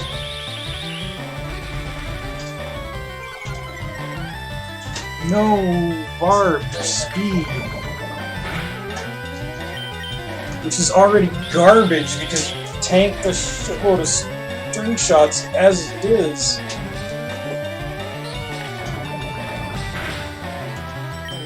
Pretty soon he's gonna be at the point where, like, literally the speed can't go any lower. Oh.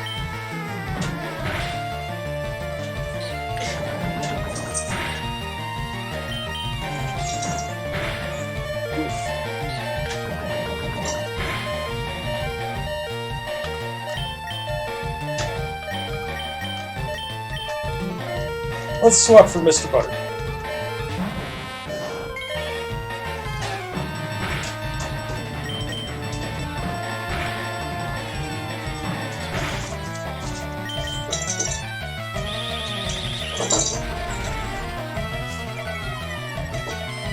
Come on.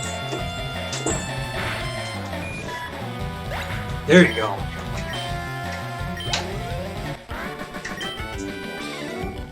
Nothing went right. Yeah, you lost your allowance, kid. I fucking took it from you. Run back and heal up.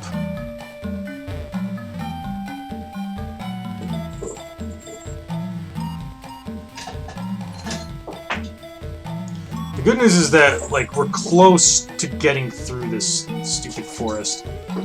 I think there's 2 more trainers in here, which are only giving us a rough time because we're using, like, literally our worst Pokemon to fight them.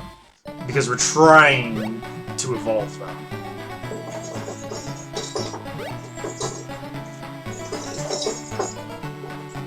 You're sloppy? You're sloppy? Bug types, they evolve up quickly. Yeah. But they also plateau pretty quickly.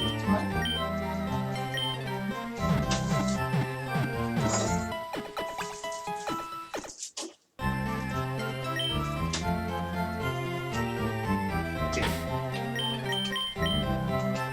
I want to save just in case.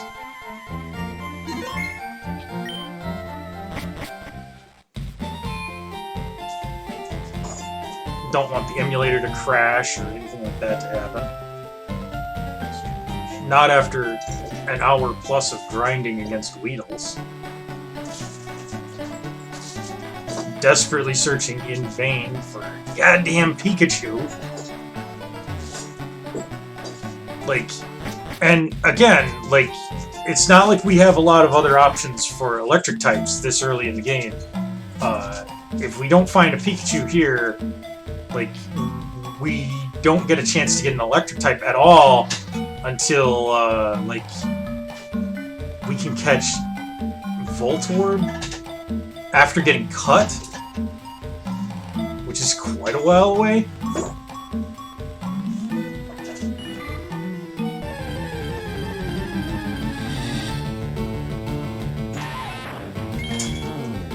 Okay.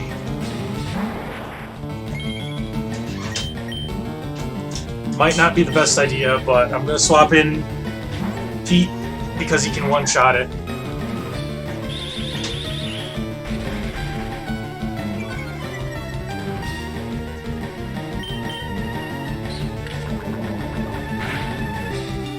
Okay, good.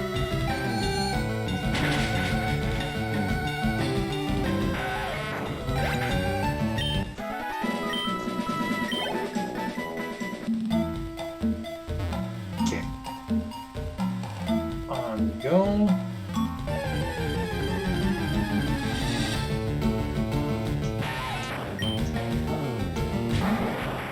Alright, Barb can't get poisoned, so with it just being level 3, I'm just gonna go ahead and slog through it.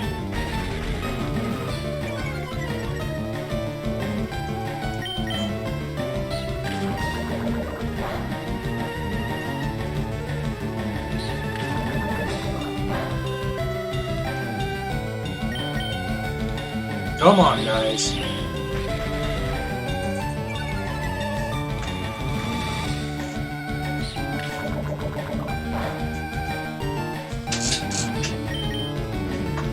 If we do find a non-shiny Pikachu in here on our way out, I'm just gonna try to catch it because, You can always catch a shiny one there. yeah, If you're into that sort of thing. yeah, I just, I mean, there's gonna be some that aren't gonna be shiny anyway. Because yeah. For instance, Clefairy, we will almost certainly not have a shiny Clefairy because getting a shiny Clefairy is really hard. It's only found in one dungeon. It's a 3-level dungeon. It's only found on floors 1 and 3.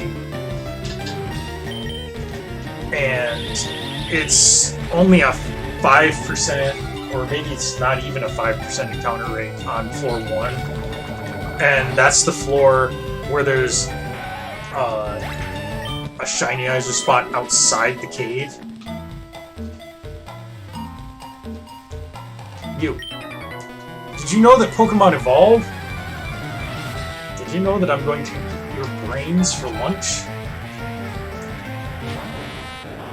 Metapod.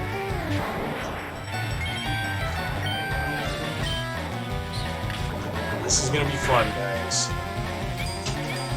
It'll just take us forever.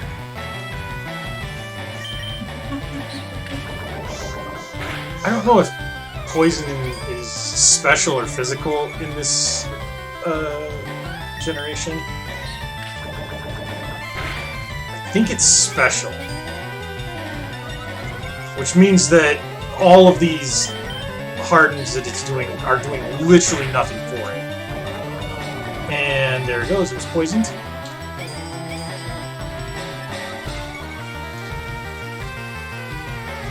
But Shed Skin cured it. Happens. Poison Sting is terrible for poisoning.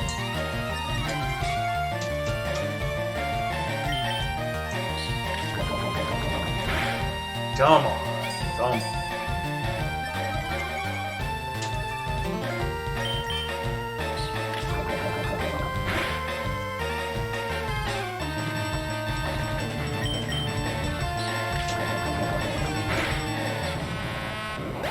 There.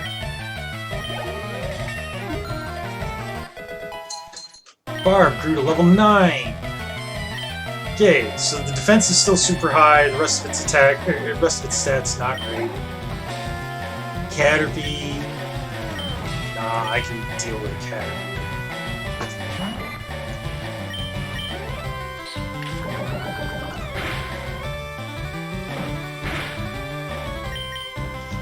Caterpie will fight back, but it's bad at it.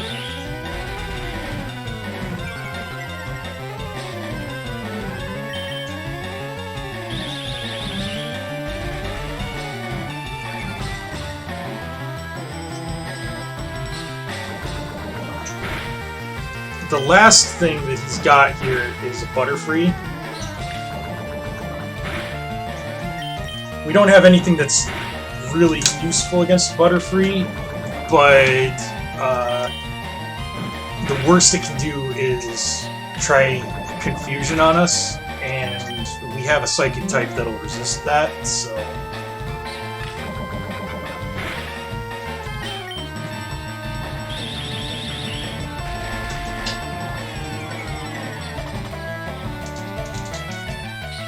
If we had Gust, that would work, because Flying doesn't resist itself, and Flying is super effective against Bug. Oh, I guess it's just a Metapod.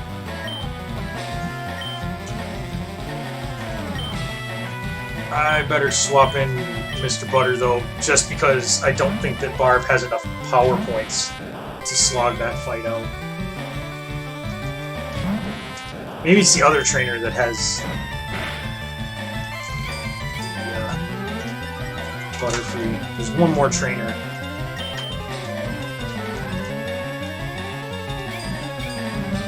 Yeah, missing against these is not good because you want, especially early on,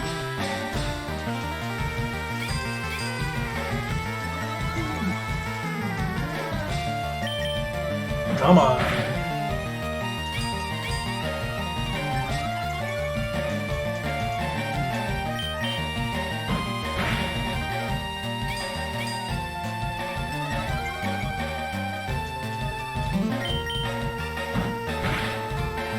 Come on!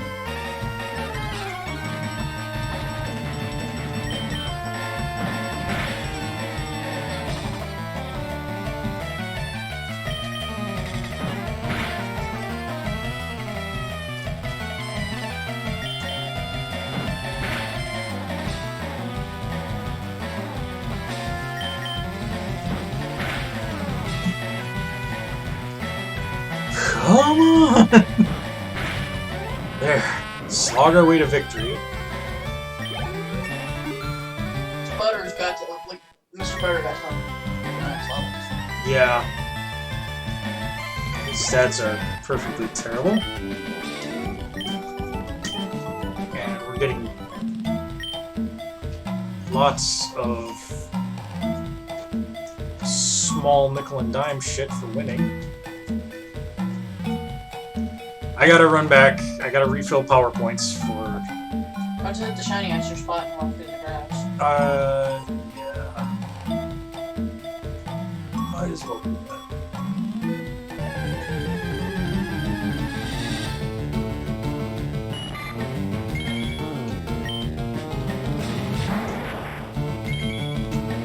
Okay, well, 11 poison sticks.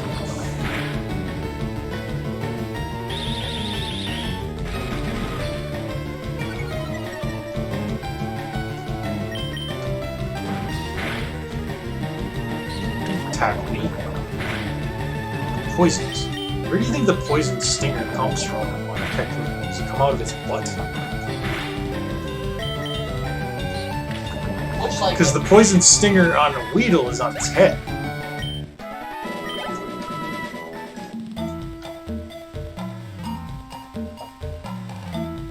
I still cannot believe the absolutely atrocious luck we're having with Pikachus. Like, yeah, you should have seen at least one by now. yeah.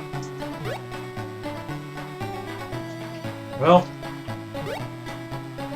that's how RNG tables work.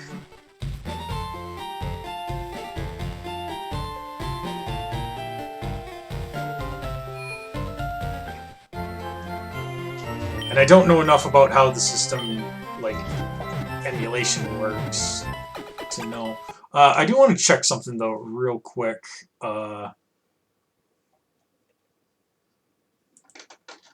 Okay, good.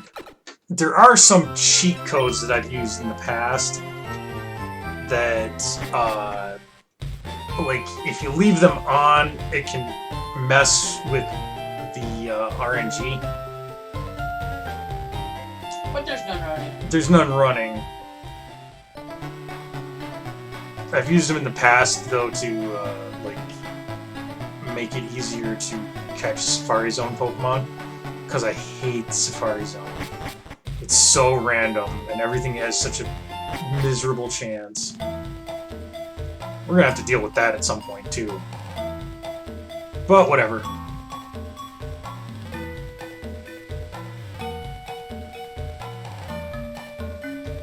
We're most of the way to having a Beedrill.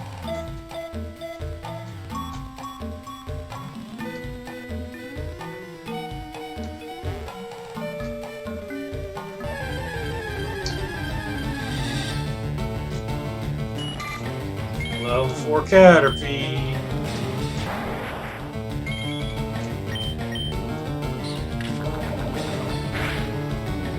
Yep. Strength shot.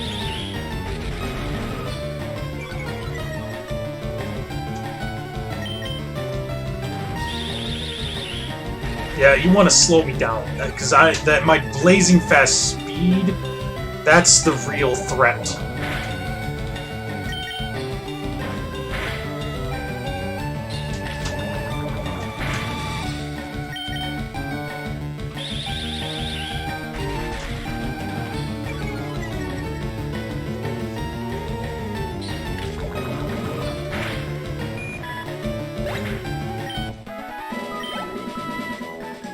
Until you get Sterling. Dredge Slummy isn't good for you. So you just get a little piece. Cats can have a little slump, it's true.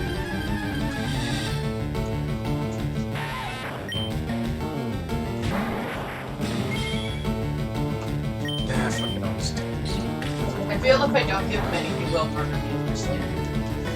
Yeah, that's probably true.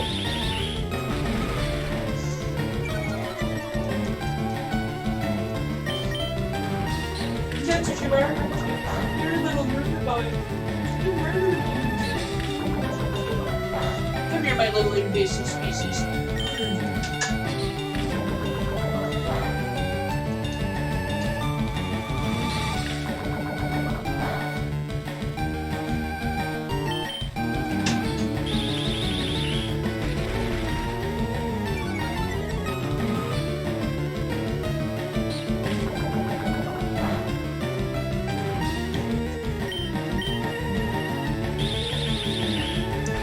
Yep. So, You buried that, so it's not my fault you don't remember you made it. pretty much doing this.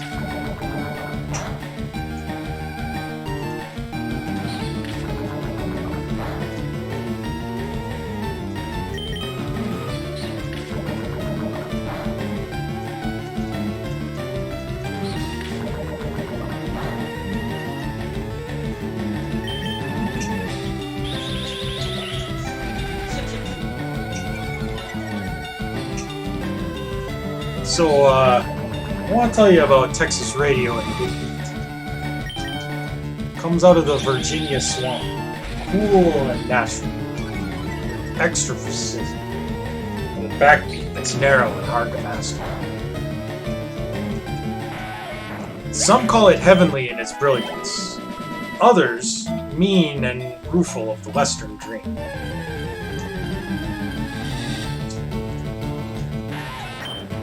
I love the friends I've gathered on this thin raft. We have erected pyramids in honor of our escape. This is the land where the Pharaoh died. Well, listen to this, I'll tell you about Texas. I'll tell you about Texas radio. This is, you know, when he's bored and has nothing else to do, he just breaks into song. Yeah. Super obscure songs too, like fucking The Wasp. Like, holy shit! Does anybody even know that song? You. Well, I You mean, know that besides me. It is on L.A. Woman, one of the better Doors albums. But I'm sure people know. it's a weird ass song. I like it.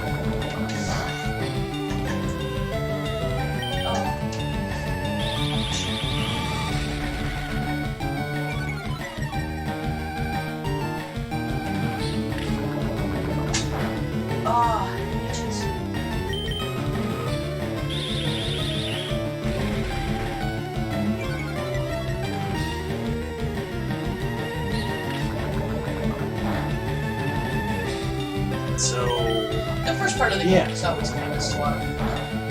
it is, but like I'm making it worse on all of us by trying to grind up these terrible bugs. Because when they evolve, they will be less terrible.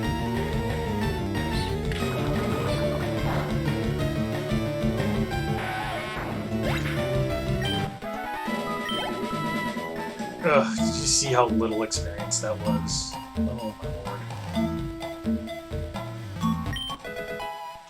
A potion! A sign. Trainer tips. You can't catch a Pokemon that belongs to someone else. Got it. I will try not to do that. Yeah, so keep your balls in your mouth.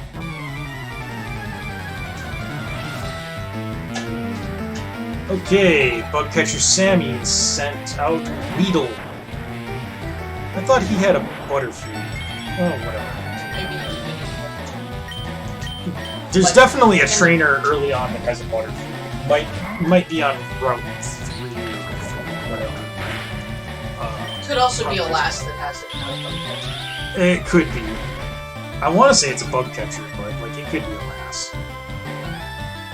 Because Butterfree is cute. I do know though it's early on.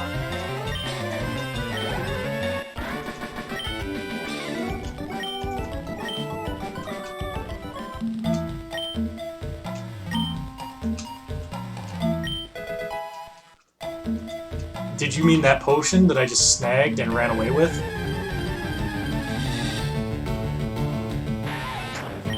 Finders keepers, my boy. It's like-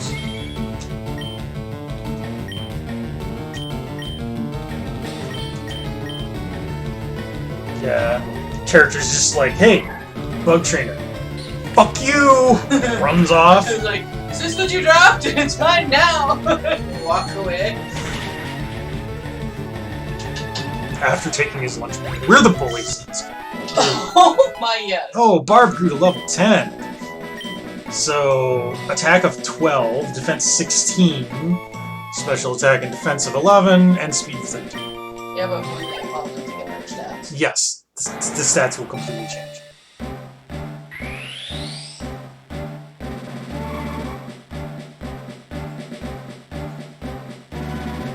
Love how she retains it color.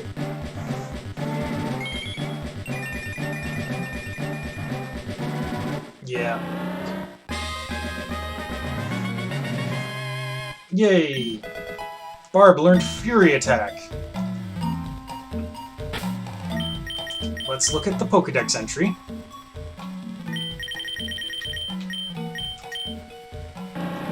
May appear in a swarm.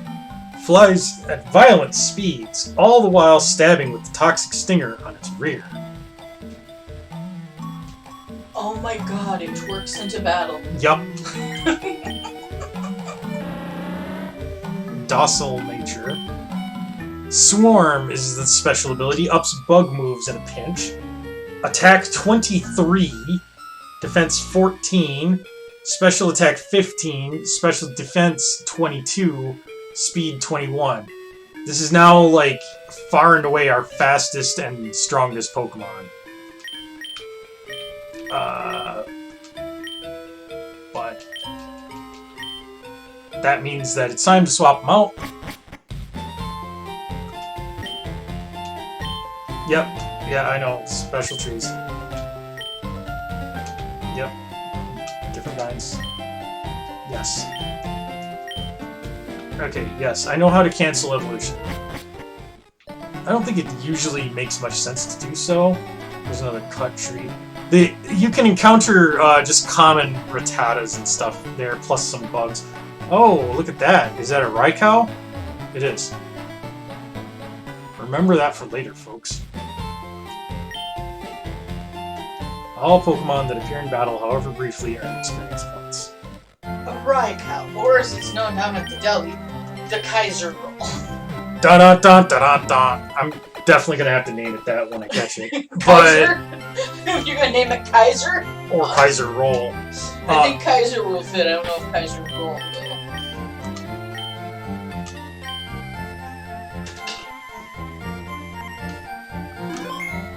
Okay. Hold on 1 second. I've got to use the little Mashi's room.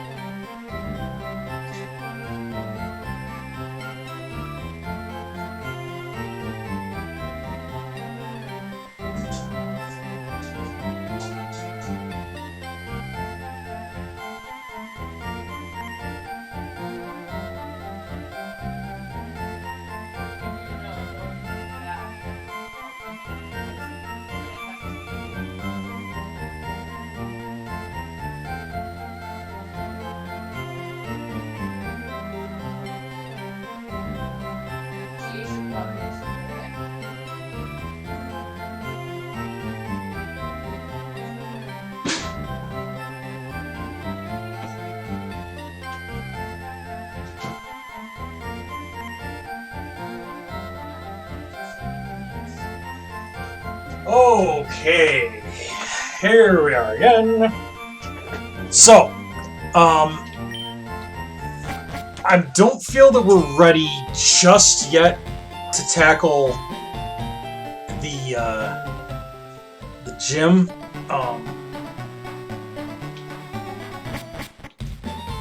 I want to train up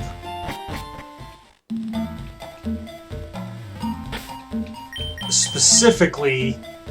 I want to get Mr. Butter to evolve, and I want to get Pete a couple more levels. The rest of them I don't really give a shit about at the moment, but I'm doing it in here because there's a chance of running into this, or a Metapod, and those are free experience. So it makes more sense to grind in here.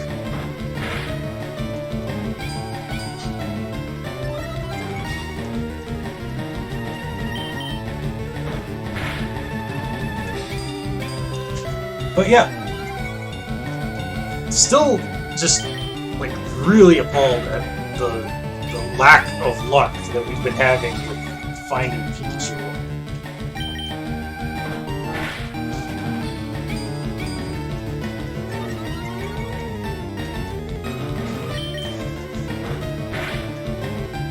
Pewter City doesn't have much. There's a couple of NPCs that don't have anything particularly important to say.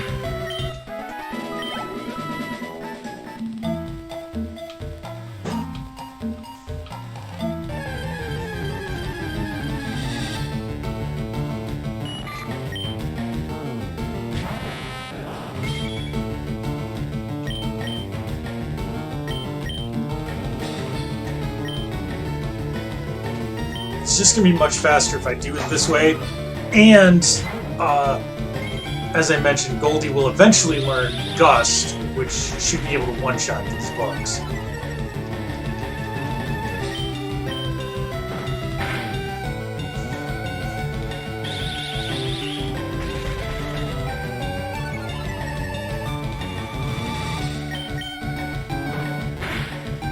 But Brock's got Pokemon that are in the 12 to 13 level range.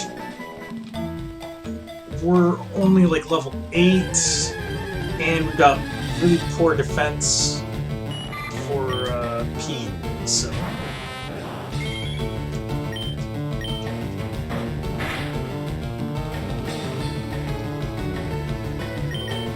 I probably should have swapped out, but whatever. Quick random question. Refilled, yes or no? Yes. Pickup? Yes.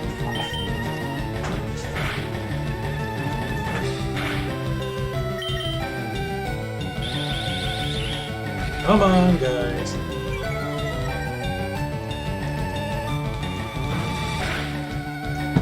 There is a museum in Pewter City, and much as I love going in it, I'm a little tight on money this run because of bad luck with Pokeballs early on,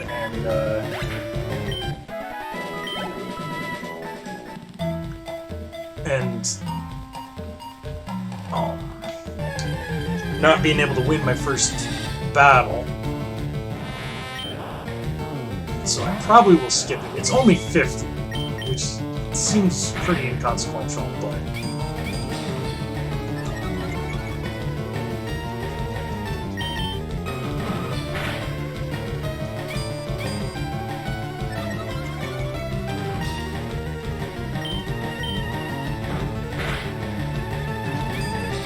Boy,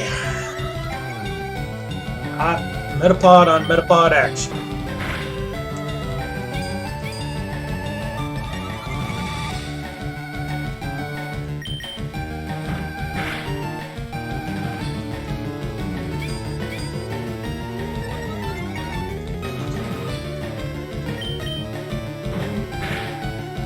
There we go.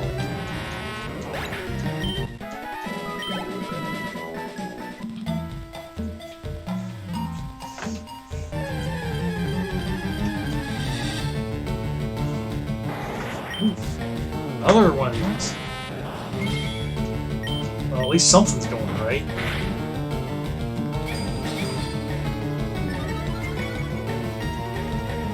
Unfortunately, unlike Poison Sting, Tackle is a physical move, so Harden is reducing its damage considerably each step. But not enough to actually matter.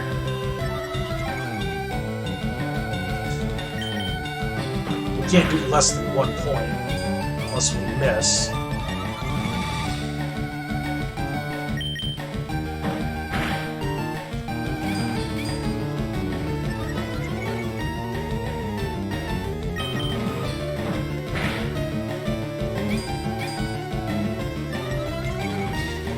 Come on.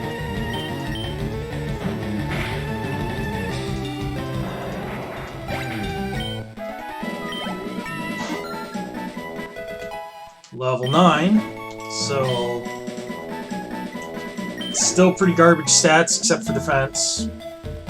I need to refresh PowerPoints real quick.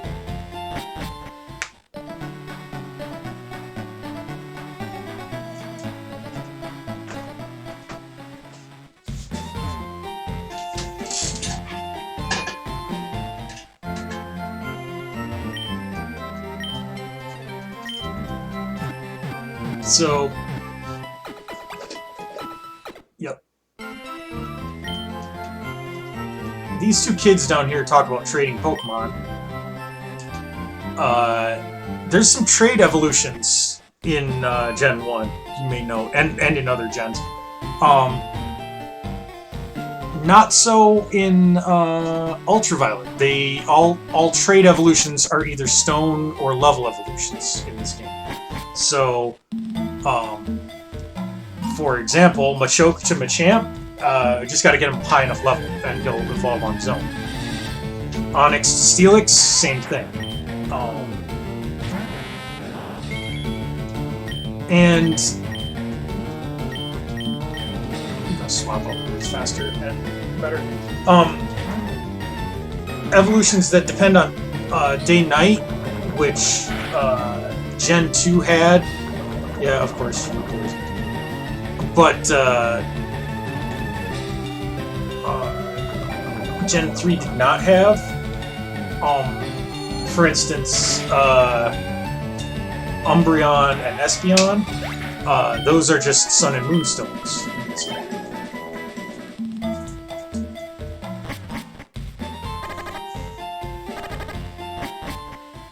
In Gen 1, you could actually cheat the poison effect a little bit because it only counted steps from when you entered the screen. It didn't retain them.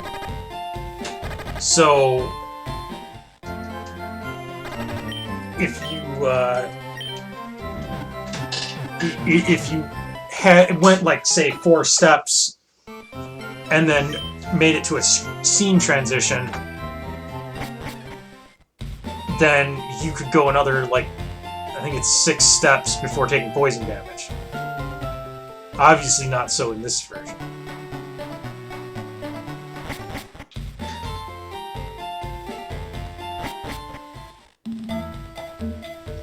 Also, just random and completely irrelevant poke fact, every trainer in Pokemon Red and Blue faces downward when they are initially drawn.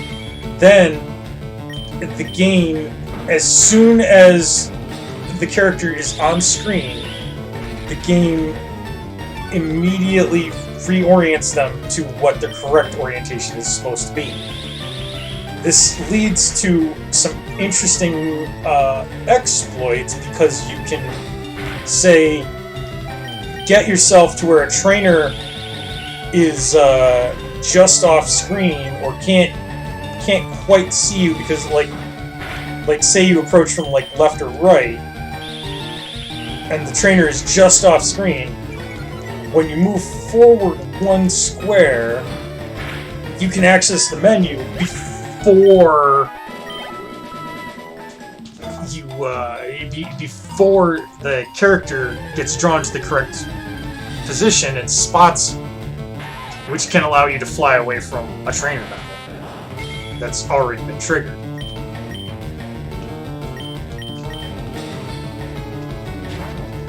That is used in the bug that allows you to catch Mew. Because you can, through a glitch, you can catch Mew in the wild in Red and Blue. I've done it before. At one point I had a 100% complete game of Pokemon Red with a completed 151 Pokemon's.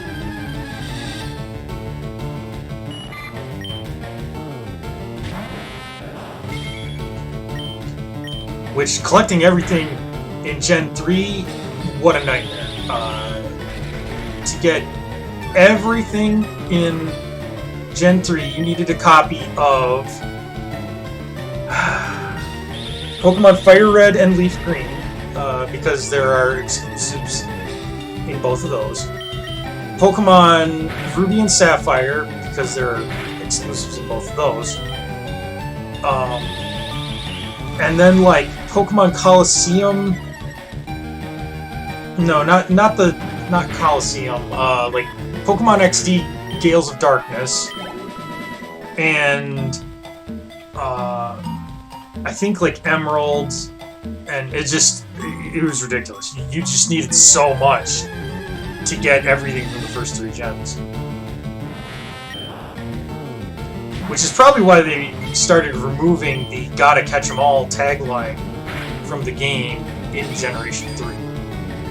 Generations 1 and 2, the box art had the "Gotta Catch 'em all" slogan underneath the title. Prototype box art for Ruby and Sapphire also had that, but the actual produced versions did not. Because they found out it was impossible? It's not impossible, but it's really hard. Like, probably harder in Gen 3 than in any other gen, I would wager. Like, maybe Gen 4.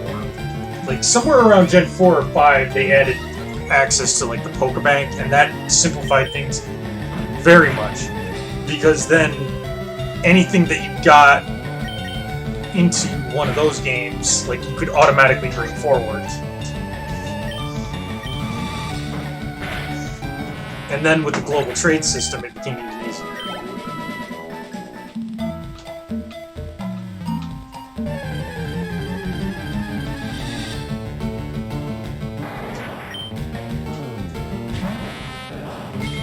Man. I was really, really hoping that we would run into a Pikachu at some point. But whatever.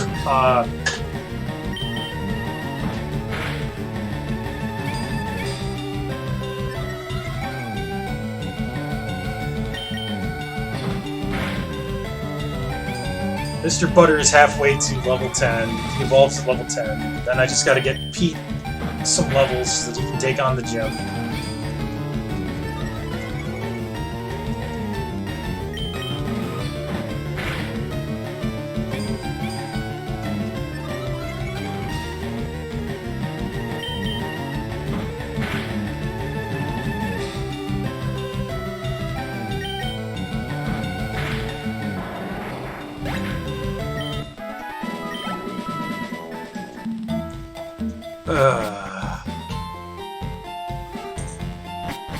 Just about being to level 10, of course, being a relative term. Metapod takes so long to level up. So does Ralts, unfortunately. The difference is that Ralts is actually genuinely good, or at least evolves into something that's actually genuinely good. Butterfree is pretty much just okay. Like, you know, not to say that he's bad or anything, but he levels out in terms of usefulness very, very quickly. Like, when you get him, he's amazingly tough. You can, like, 1- and 2-shot stuff with confusion, but it doesn't last too awful long.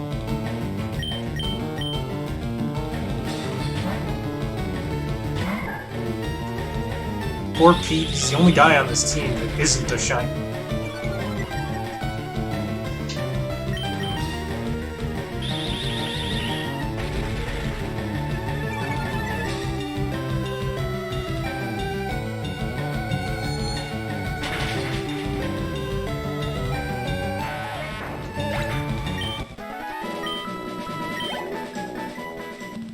Okay. Come on.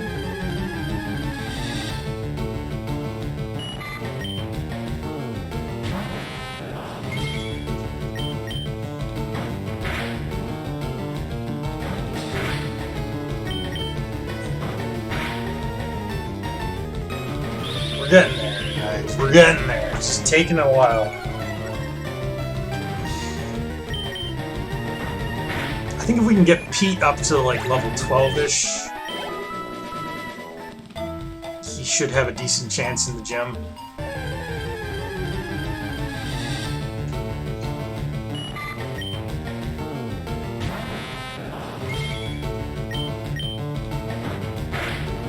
I don't know.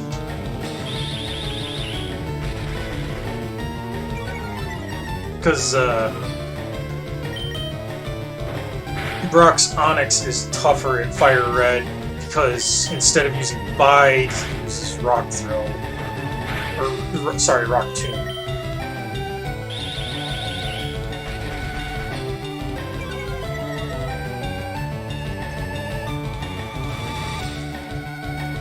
Mr. Butter, don't start missing your tackles. Come on.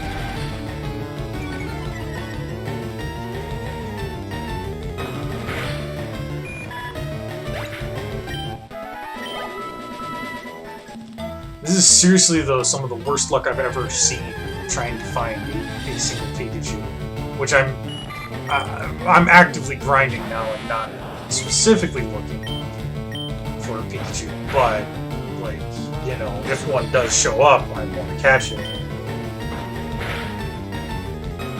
We still haven't even seen a single one.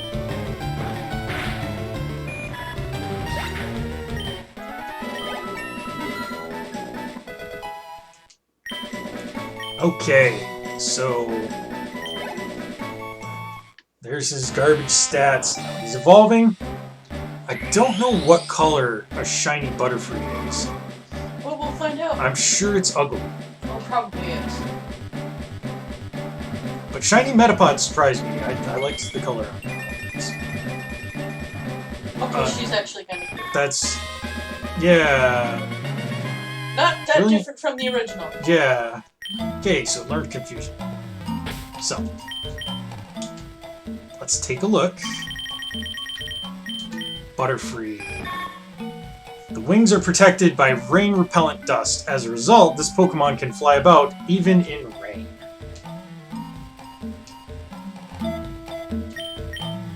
And Compound Eyes raises accuracy. Attack 16, defense 17, special attack and defense 21, speed 22. So...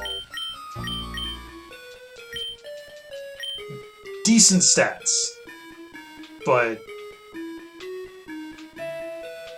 it's certainly, like, harder to get excited about the numbers on that one compared to Beedrill.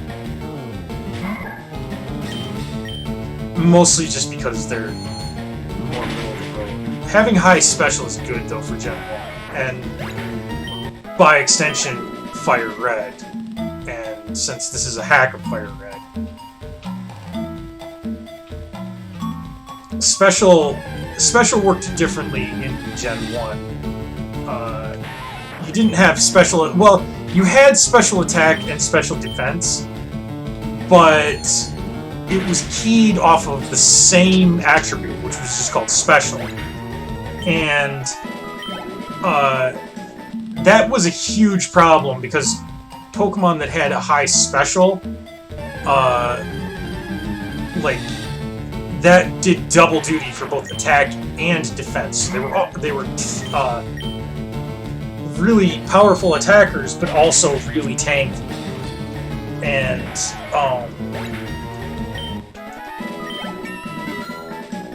that combined with the fact that Psychic effectively had no counter in Gen 1 made Psychic Pokemon just absurdly strong. Sadly, that was Gen 1, this is Gen 3. Even though we're replaying Gen 1's plot, we don't use the same mechanics. We use Gen 2 mechanics here.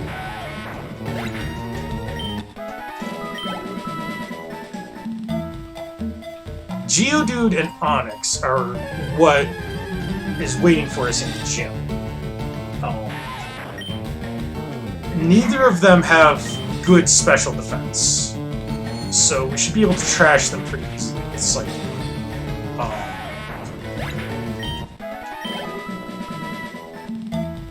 On top of that,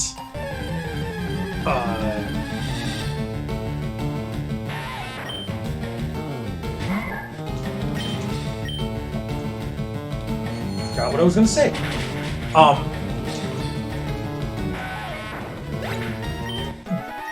Now you could, if you wanted to, you could use a Butterfree in the gym, because it's got confusion. And oh, holy shit.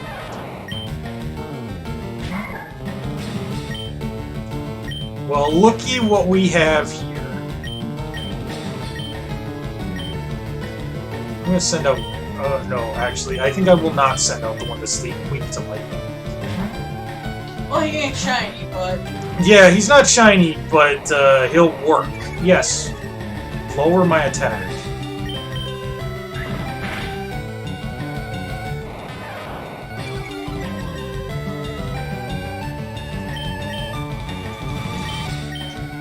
I will just take what I can get at this point.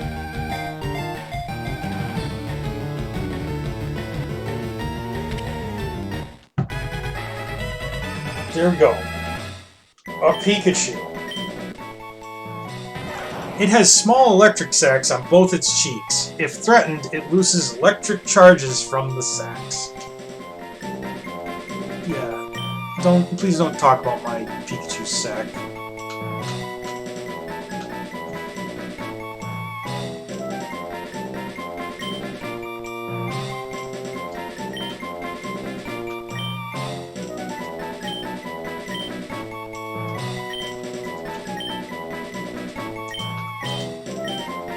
After that much difficulty, you're being called aggravation.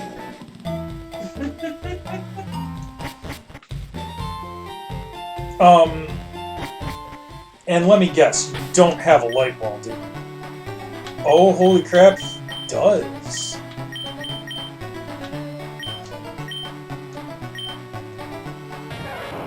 Yep, item light ball. Okay, that's very good. There's only a 50% chance that they'll have a light ball. Light ball is a held item, and it boosts electric moves for Pikachu. And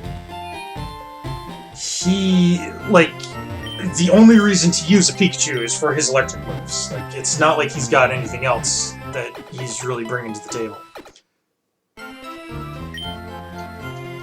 Pikachu is useless in this gym. Both Onix and Geodude are ground type. They are immune to electric moves. Pikachu has physical moves that it learns, but they're terrible, and it has terrible stats to back it up. Like, I mean, it'll learn like Tackle and Quick Attack, and it's not worth it. So there's no point in even trying to grind him up right now. But just having him will make stuff much better in the future. Electric is one of the easy counters to water and to flying, especially to flying.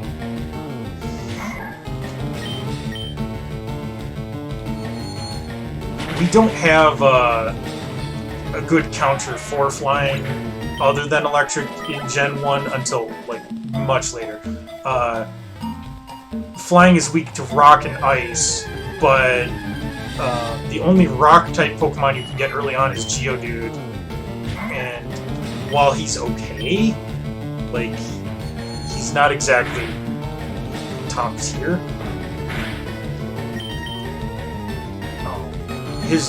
By which I mean his rock moves tend to have low accuracy. I mean, Golem is great. Don't get me wrong, but he's mostly good because he can learn things like Magnitude and Earthquake, not because he can learn like Rock Throw and Rock Tomb.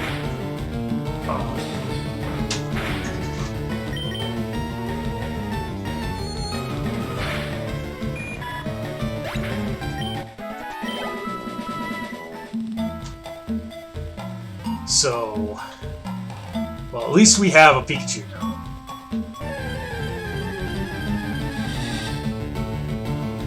Oh, fuck you. Immediately after that, gives us another Pikachu. Of course I was paralyzed. Yeah, but I passed that on to Pikachu. Pikachu can be paralyzed in this generation. Yeah, you better lower my physical attack that I don't use.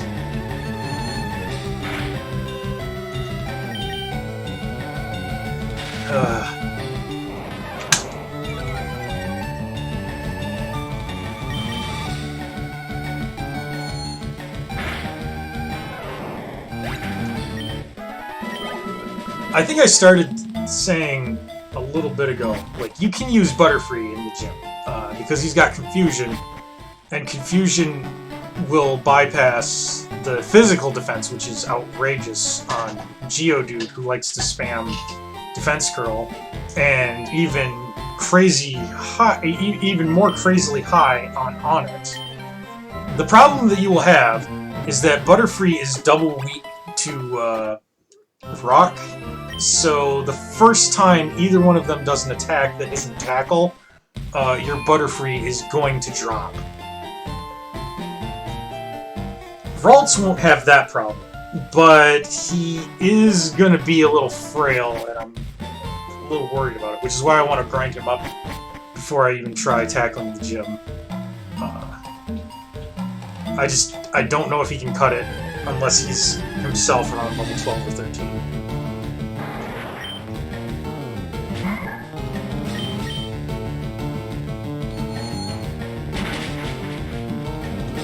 Bam!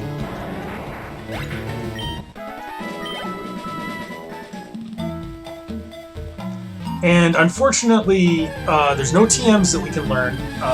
The first TM that you can get in the game is the one you get from beating Brock. And he doesn't learn any level up moves for quite a while that actually help with combat.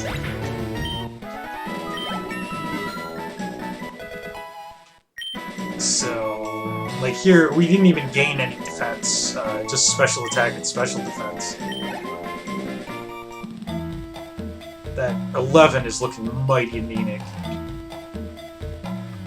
In physical defense, I mean. But, on the other hand, our special attack is pretty good for this level. Actually, I'm curious as to which has a higher special attack, Ralts or Butterfree.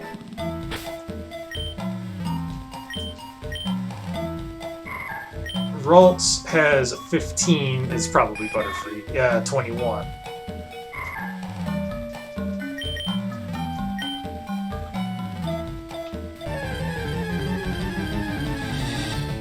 Worst case scenario is I'm forced to get a Mankey.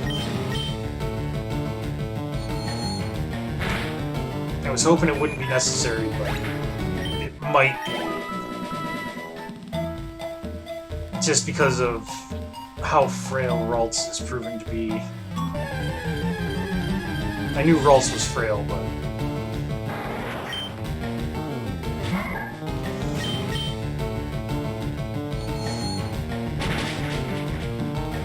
if we keep running into Kakunas, this won't be too bad.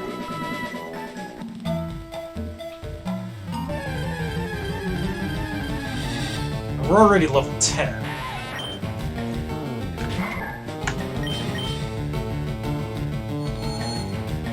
Getting close to the end time here, but I really want to at least attempt the gym. I think at level 11 we'll go in and we'll fight the Lightspeed trainer and see how that goes.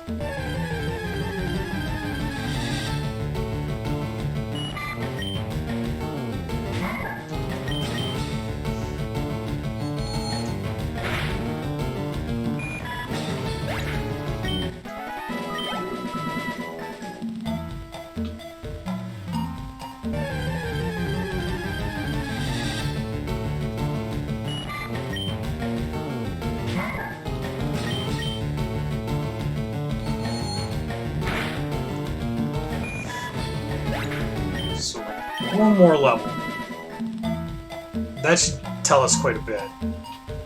Particularly against Sandshrew, because Sandshrew has a lot of health.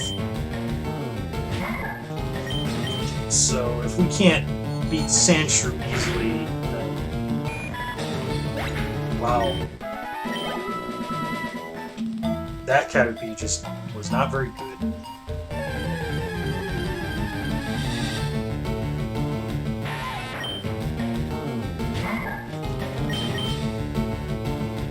And I don't know exactly what level Ralts evolves at, but I think it's in the 20s. He evolves to Kirlia. I don't know if I'm saying any of these names right. I don't know. Whatever. They're made-up monsters.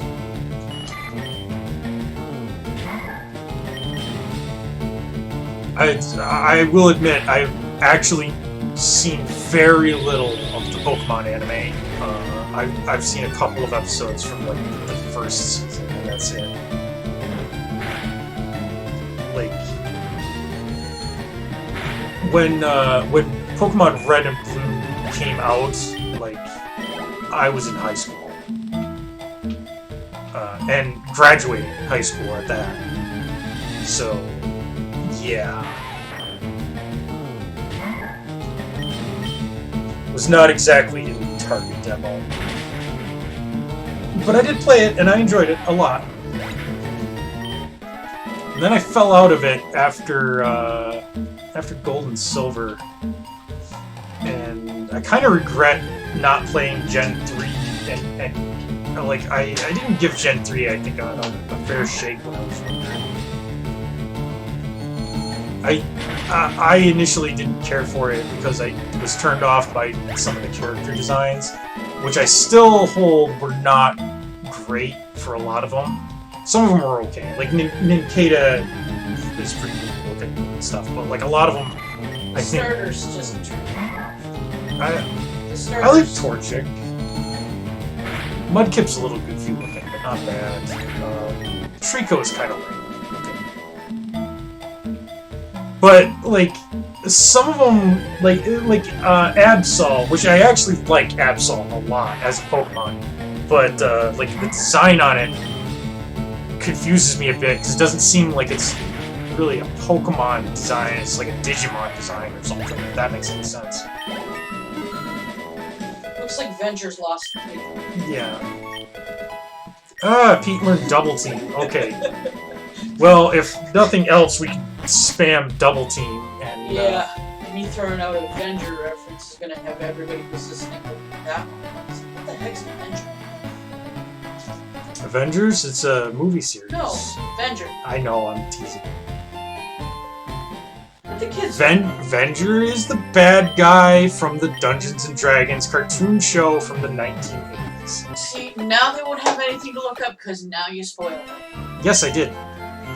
For more spoilers, continue to tune in to Mashiakasaurus. I spoil everything. Okay, so we need to hit this gym before we can really go anywhere or do anything. And while I'm here, yay! There is actually a hidden Pokeball item there. Clefairy came from the moon. Okay, that makes sense. Pokemon Gym Leader Brock, the rock-solid Pokemon trainer. I'm glad they didn't go with Rock Hard. Okay. I'm gonna save... I'm also gonna save state. So, this guy here is the Lightspeed trainer. Because you're 10,000 light years from facing Brock. Or the light year trainer. Okay, so he's got a level 10 Geodude. I've got a level 11 Ralts. Let's see how this goes. Yeah, that's a decent amount of damage there. I really won't know though until I get good. That's not terrible. That's for a 3-shot, and since Brock's Geodude is only 2 levels higher, it's probably also a 3-shot. I think I can do this. Sandshrew. Oh, and hey, we got the confusion off.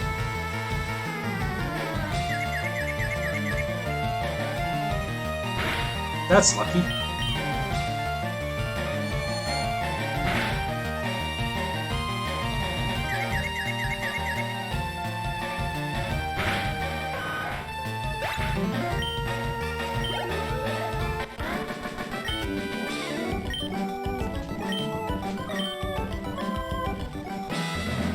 You're pretty hot, but not as hot as Brock. I'm just not even going to touch that one.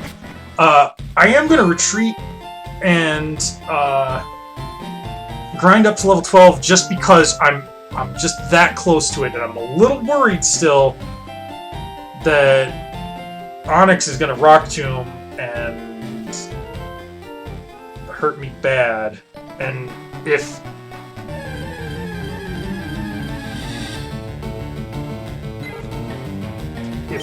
Pete goes down, I don't think the rest of the team is going to manage it.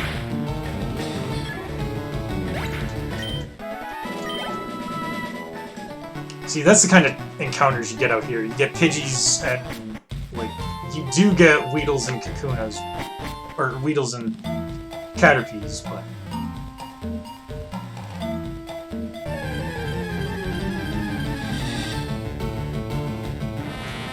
But you don't get Metapods, and these are sacks of hit points, or sacks of experience, as I've said before, so.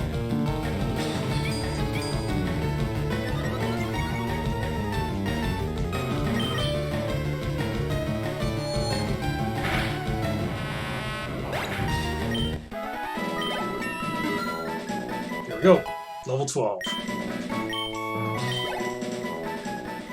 Okay. let's go heal up, and then we'll take on Brock.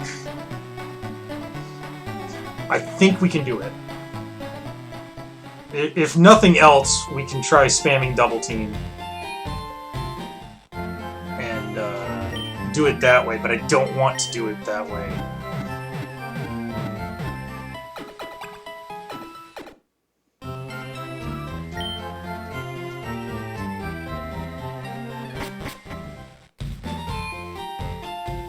I want to beat him without using a cheap tactic like that, but, you know, if I have to, I will. I definitely want to beat him before the end. I'll just save state. Before the end of the stream here. Yep. Okay.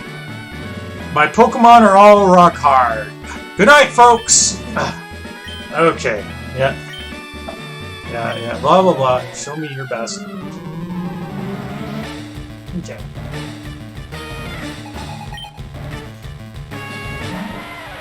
Level 12 Geodude. Let's open with Confusion. Okay. Tackle that missed. We're getting really good luck against this Geodude so far.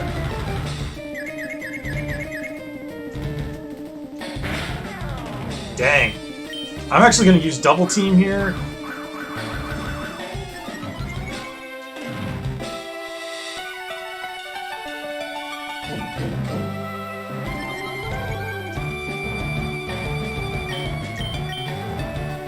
I'll use one double team just to raise my evasion a little bit, because I am still worried that a Rock Tomb is going to hit me from Onyx and hurt bad.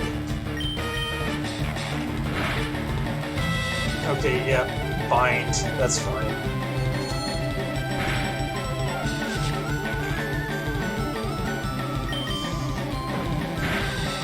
That's less good.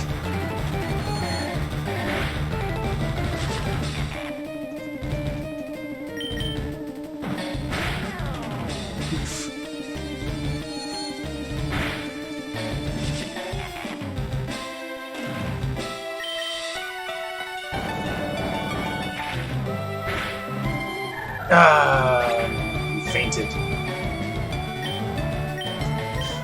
We might be able to still do this though, because he's so low.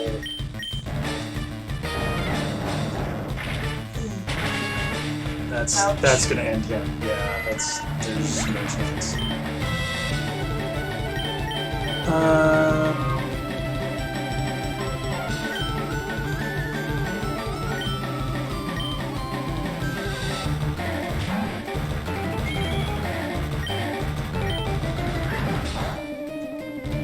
Oof.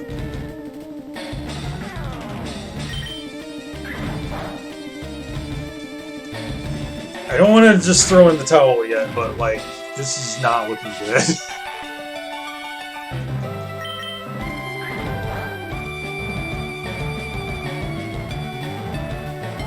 I'm getting a lot of misses. Only doing, like, 1 point of damage, but I think we got him. Oh my god, he's got one hit point left.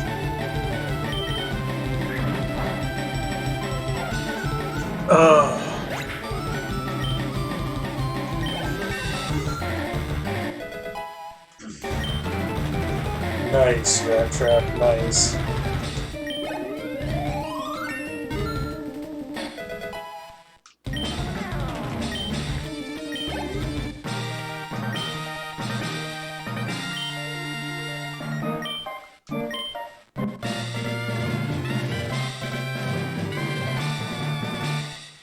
Oh, yes.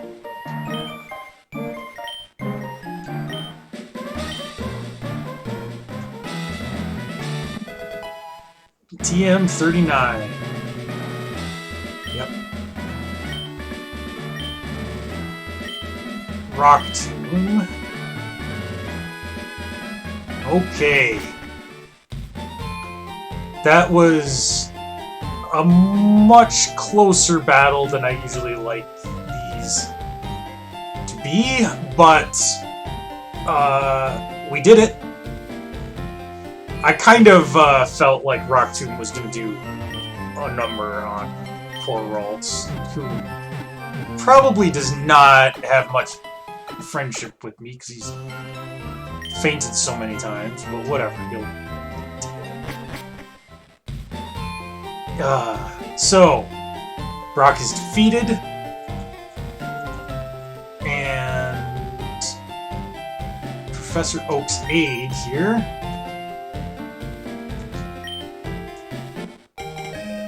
Running shoes.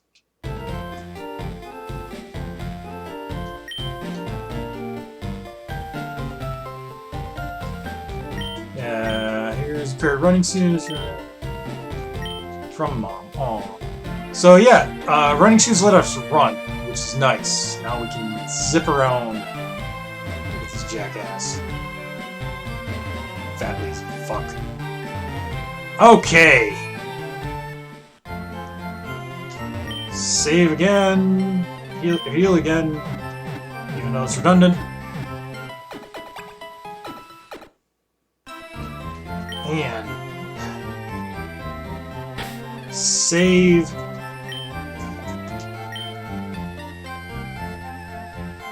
So, we've learned that Ralts is not necessarily the toughest Pokemon on the block, but, you know, we did pretty decent. If it was the same moveset and same AI from Red and Blue, we would have won easily because he wouldn't have had Rock Tombs, he would have had Bide, and Bide is terrible, and we just would have annihilated him. But that was okay. That wasn't too bad, and it's gonna get easier from here because for the next gym, we will have a chance to collect some stuff that's super effective against them. We've got to move into Mount Moon. On the way, we're going to pick up a Mankey and a Spearow. We're actually going to catch 2 Spearow because we need 2 of them one of them to trade away for Mumble. I don't remember. But you know, that's all coming up. So, you know, don't miss the next week's entry. And of course, Never Been Played, which I think we're doing ninjas. I don't think I've done that one before, but I'll have to look. We've done some ninja games, but not ninja games as a series. Yeah, like I definitely remember doing like Kid Nicky, Radical Ninja, stuff like that. I don't remember why, but we certainly did. Yeah. Anyway, thanks for watching, guys. I'm sorry this went a little bit long, but until next time, let's quit to DOS.